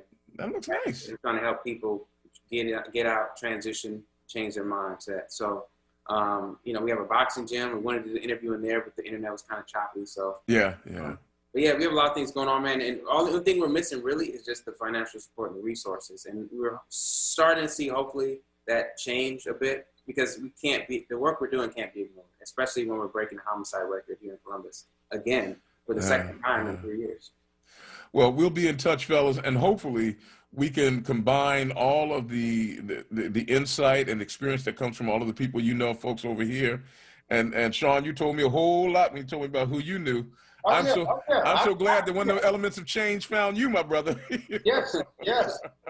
That was me back in the day. I remember all that. Man, I tell you, you know, there's grace and there's mercy and there's redemption. He is Sean Stevenson. He is Ephraim Laidley, and they've been speaking to us from Columbus, Ohio. Gentlemen, you do my heart good. You inspire, and I'm hoping that you will get all that you need to continue the great work that you're doing. Thanks for spending some time with us here at WURD. Thanks for having us. Hey, man, it's a real pleasure. And folks, it's time to change. You can't. Hey, look. Hey, trust me, man, I am believing it. And we will be coming back again together. Folks, you'll be seeing these faces again. We'll take a quick break now. We're a little bit behind on the break. We'll take this pause. We'll come back and continue our conversation with you. Stay with us, folks. You're with WURD AM 900, 96.1 FM. Nick Taliaferro here with you on Evening Words. Back after this. This year's been tough, but it's given me a lot of time to learn new skills through the internet. I've been joining more classes during lockdown. I'm doing an internship. I taught myself how to play guitar. So when people ask, will I be able to learn online? I feel like I'm ready. Internet Essentials from Comcast has connected millions of families from low-income homes to the internet. So no matter what back to school looks like, students can be ready for anything. Learn more at comcast.com/Internet Essentials. Hi, this is Jeff Brown from Brown's Family ShopRites and Fresh Grocers. Are you thinking about a part-time job to help out with the cost of the holidays? We have plenty of openings. You can apply online at shoprite.com/careers or freshgrocer.com/careers. Come join the Brown family today and help us serve the people of Philadelphia. Have a great holiday. WURD Radio presents the following wellness tip to support our listeners with mindfulness and motivation as we continue to navigate the pandemic together. Hi, this is Halana, your resident health and wellness coach with tips to help you stay well. We breathe every day and have been doing so since before we were born. But wait, let's think about this for a moment. Something as simple as breathing can enhance our health and well-being. When we breathe mindfully, we slow down, take deep breaths, and activate our parasympathetic system to relax our bodies. Mindful breathing goes like this. Number 1, find a comfortable place to sit still for a few minutes. Number 2, close your eyes and relax your hands on your thighs. Number 3, take a deep breath in and count to 3. Then exhale your breath and count to 3. Do this 5 times. We sometimes think mindful breathing has to be an intense experience, yet even just a few minutes a day can make a big difference. Go ahead and try it today. Stay well with WURD. Happy living. Stay well with WURD. Connect with us at wordradio.com. Have you heard about City Council's plan to build more affordable housing, repair existing homes, create jobs, and support small business? The Neighborhood Preservation Initiative will invest $400 million in Philly communities. Read about it at www.phlcouncil.com/NPI. WURD TV. We're streaming live video of this conversation right now. Tune in on YouTube at onWURD or on Facebook at WURD. WURD TV. Black Talk Media. You're listening to Evening Words, hosted by Nick Taliaferro, exclusively on WURD Radio, 96.1 FM and 900 AM WURD. Back with you, ladies and gentlemen. Final moments of the Evening Words program with Nick Taliaferro. Glad that you can join us. You know, it is so inspirational to be able to talk with two men and to know that they are applying their hearts and their hands to make life better for people. It is sad that my meeting them was occasioned by the death of this 23-year-old black man, Casey Goodson. It is heartrending. Can you imagine, folks? Can you imagine what it would be like for your loved one to be coming in the door, and as the door opens, you hear shots ring out. You see his eyes widen with shock and horror, and then they go gray and dismal because of the wounds that have entered his body by the gunshots. And then he falls dead in the foyer of your home with a sandwich in his hand. There's nothing about this story that allows me to feel that somehow or another a misunderstanding took place. I mean, let's say that they saw him waving a gun in the car. Let's stipulate that he was waving a gun in the car. So why do you shoot him in the back as he's going in the house? I mean, he has a key. He's put his key in the door, so obviously he belongs at that house. He has his back to you. What would create the danger that demands that you unleash deadly force on a young man who is going into a home that he has a key for? There's something about this that disgusts me. That, I mean, the pain, and I will readily acknowledge as a man that there are times where rather than feel pain, we would prefer to feel anger. And I recognized when I heard this story that I immediately began to feel anger. Let me share something with you. Most of you who know me, everybody thinks that I'm good-natured, and I think I am. And I've even heard the word jolly used, and I know what the word jolly means, folks. You can't fool me. Jolly means fat. You don't fool me. You know, oh, you're jolly. Don't jump to that conclusion. Well, you know what jolly means. Don't jump to that conclusion. When you think jolly, what's the first personality you think of? Bill. No. When you think jolly, what character comes to mind first? Bill Jolly. Oh, see. You said a guy to Hampton, they're gonna get real. They got to get wise. You know, the first person you think of when you think of jolly, think red suit, white trim. Who you think of? Bill Jolly wears red suits and white trim. Oh, see, I tell you, you can't win. Santa Claus. The first thing. Oh, nope. Right. Yeah. Right. Santa Claus. So when you say jolly, that's what they're saying. Do we need to explore that with you, sir? Is there something repressive going on? You know. I'm not repressed. I am confessed. I recognize. Look, I got eyes. I know what I am. The doctor said to me, "Hey, look, we want you to get in shape," and I said, "Round is a shape." You know. So. Oh, Nick. Mm. Well, anyhow, you know, everybody thinks that I'm, you know, a good guy, good-natured, sense of humor and all that.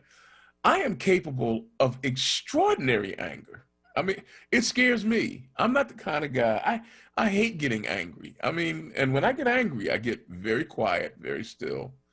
And I don't like getting angry. I remember when I watched Derek Chauvin, the police officer, was it in Minneapolis? Where was it? Yeah, in Minneapolis, with his knee on the neck of George Floyd. And I watched that, Eric, and I could feel my blood pressure rising. And I was very still, very calm. Nobody would have known how I was enraged. I was enraged. It made me want to hurt somebody, and I had to confess that and own it. And when I hear about this story, and I will readily acknowledge that I don't have all of the quote unquote confirmed facts, but the information that I have, when I heard the story of a 23-year-old young man who was working, he used to do one job, but then the pandemic wiped it out. So now he's working in another job, just trying to make ends meet so that he can help his family. He has a sandwich in his hand, a key in the door. He's coming through his own door, and he gets shot in the back, and he's dead. I mean, when you think about the fact that he should live at least another 60 years based upon statistics, at least another 6 decades of life that this young man should have been living. He's dead now. And there are people wearing a uniform with a gun who did it, who are supposed to protect and to serve, and in this case, they have done neither. I am enraged by that. But everything in me that is spiritual and everything in me that is mature says, wait, let the facts come out completely. And here's the hard part. In a nation where a Supreme Court justice has said that a black man has no rights that a white man is bound to respect, and in a nation that has seen the destruction of African American communities across the country, from Tulsa to Ocoee to Rosewood and beyond, in a nation that has allowed lynching to become a de facto tool of injustice to control the black population, I am asked again to trust the apparatus of justice that has been absent when it comes to giving me justice. I'm being asked to trust them. I have reason now to believe that perhaps I can trust them. I have Sylvester Johnson, who served as the commissioner of police, a man that I believe in. I have Richard Ross, who serves as the commissioner of police, a man that I could believe in. I have Outlaw, who's the commissioner now.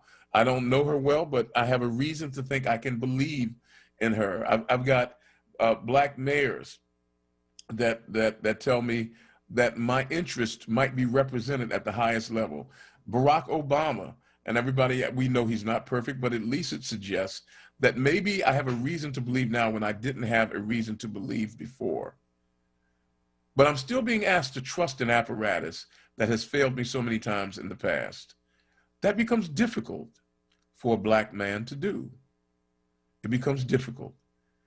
But I'm hoping and I'm praying, first of all, that the citizens of Columbus would be wise as they manage their outrage and their anger, standing over the body of yet another young black man who lies dead at the hands of an officer who was supposedly sworn to protect and serve.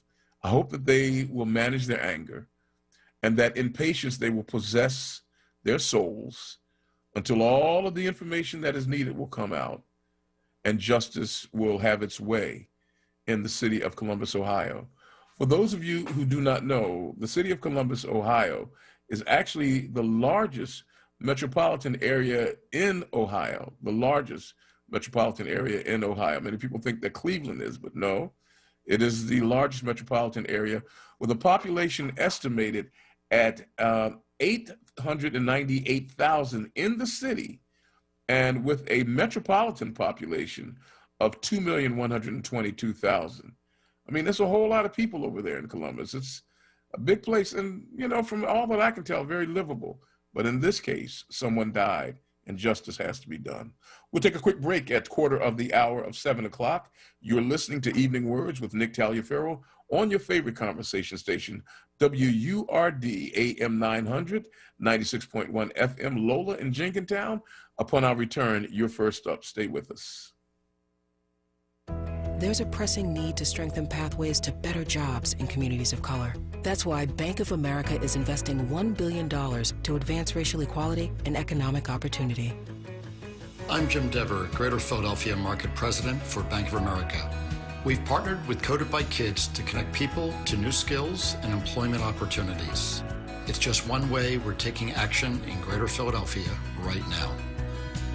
Bank of America N.A., member FDIC, equal credit opportunity lender. Listen to Laborers Live. We created the weekend. We created the 40-hour work week. We just want enough to feed our family, be able to send our children to college, and let our next generation do better than we did. To people that might have forgot how important unionism is in a country like the United States. People now infringing on our 8-hour work day, trying to work people more than 8 hours without overtime, trying to work people without benefits. In the long run, everybody's getting a fat paycheck except the worker. So this is really a wake-up call for America. The struggle is continuous. Tune in to Laborers Live every Friday from 4 to 5 p.m. Sponsored by LESIT, the Laborers Employers Cooperation Education Trust of the Laborers District Council of Philadelphia and vicinity. Local 332, Sam Staten Jr. Business Manager. Local 57, Esteban Vera Business Manager. Local 135, Dan Woodall Jr. Business Manager. Local 413, James Harper Jr. Business Manager. The Laborers District Council, Ryan Boyer Business Manager, and Tony Staten, Executive Director of LESIT.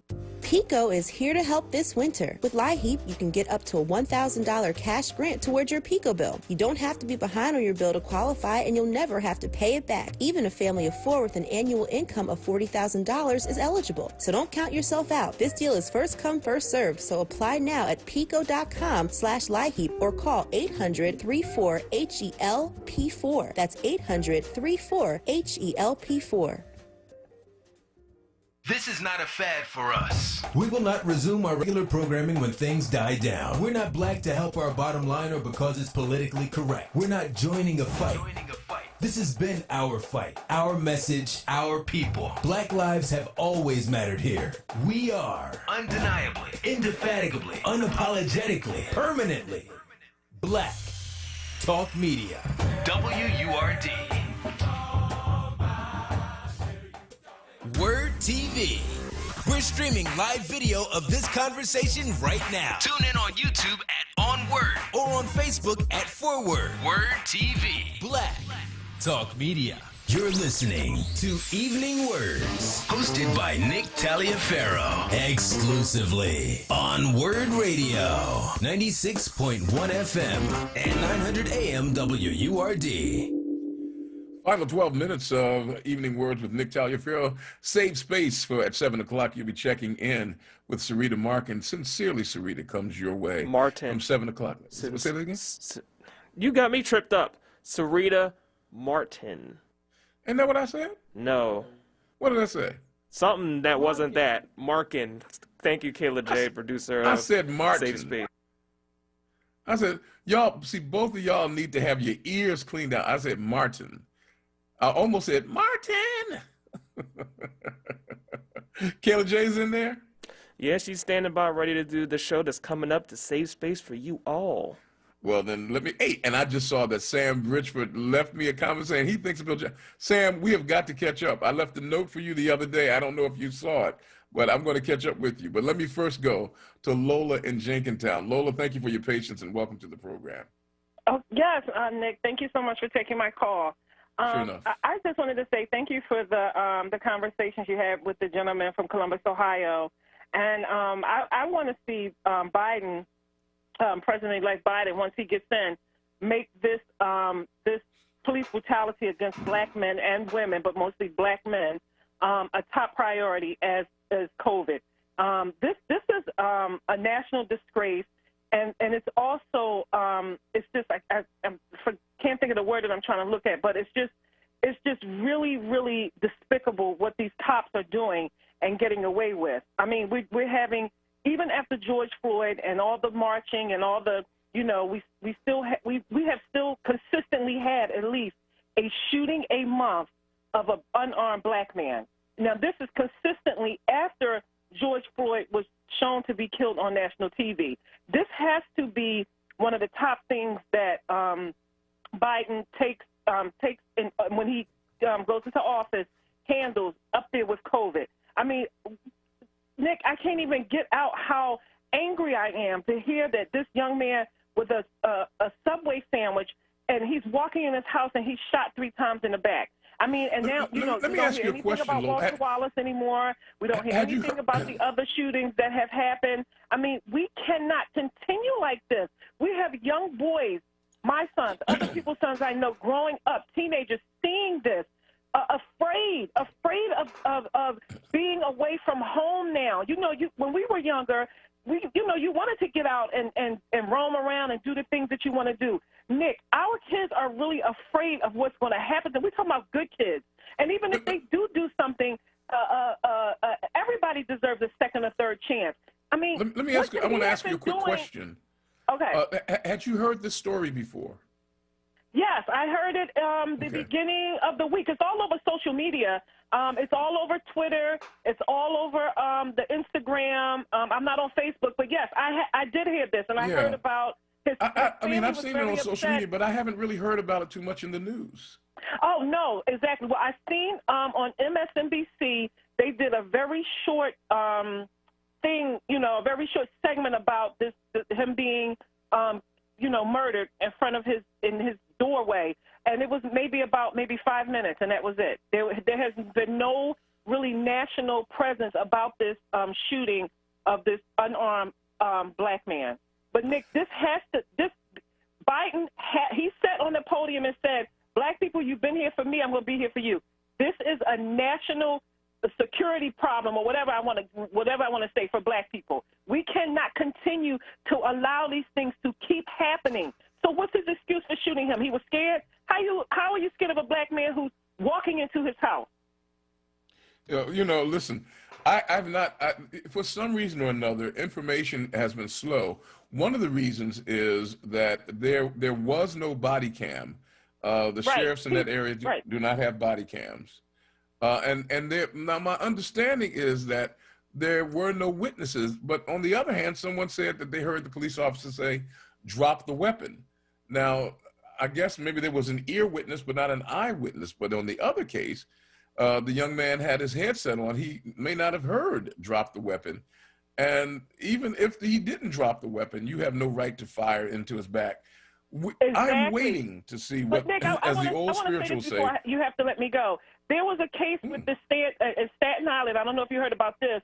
A bar owner had his bar open, and you know, he was white, and they came there and told him to close the bar. He runs outside, jumps in his car, and he runs the police officer over. And the police officer's on top of the car, on the hood. He runs down the street. He wasn't shot. He wasn't killed. But every time you turn around, an unarmed black man is shot in the back or shot for no apparent reason. Nick, we cannot continue to live this way.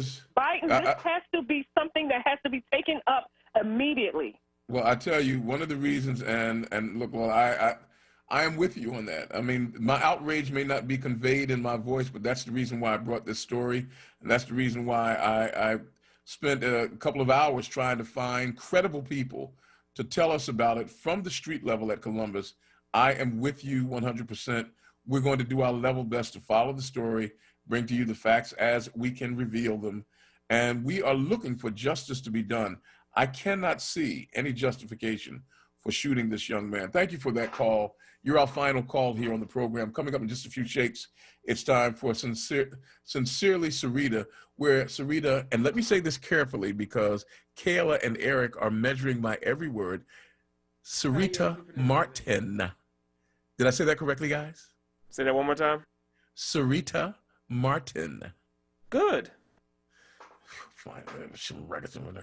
Hey, look, folks, I want to remind all of you as we get closer to the holidays, well, we're in the holiday season, but as we get closer to the holiday, it's come time for you to start unwrapping gifts and having people unwrap yours. How about taking a little extra time and buying personal, buying black, buying something that is from heart as well as hand? Check out WURD's virtual holiday marketplace online. You don't have to go outside. You don't have to get cold. You don't have to get wet. All you have to do is go online, check in at wordradio.com/marketplace or wordworks.com/marketplace, wordradio.com or wordworks.com/marketplace. And you will find a plethora of some of the most unique gifts you could ever hope to see. I mean, it's stuff that people will know you put time and thought in when you get it for them. And the prices are great. That's the thing about it. You don't have to worry about hustling around and dealing with crowds of people who may or may not be infected with you know what. Just go online, just you and your computer. Find some of the greatest gifts that you can hope to find. We're proud of our virtual holiday marketplace. We're inviting you to support local, small, Black-owned businesses through the marketplace and purchase your holiday gifts today. Hey, folks, I've got to get ready to say farewell. It has been a real pleasure, as always, to spend time with you. We thank our guests today. First, we thank Ephraim Laidley and Mr. Sean Stevenson from Columbus, Ohio, for spending some time talking to us about the horrible shooting of Casey Goodson. We thank Council President Darrell Clark for sharing with us about the Neighborhood Preservation Initiative. More than anything else, we thank you for listening. For those of you who called in, we thank you for taking the time to call. On behalf of the entire WURD family, including our producer of renown, Mr. Eric Nixon, I'm Nick Taliaferro saying, have a great day today, a better one tomorrow, and I'll see you again right here on the radio. Stay tuned for Save Space with Sincerely Sarita.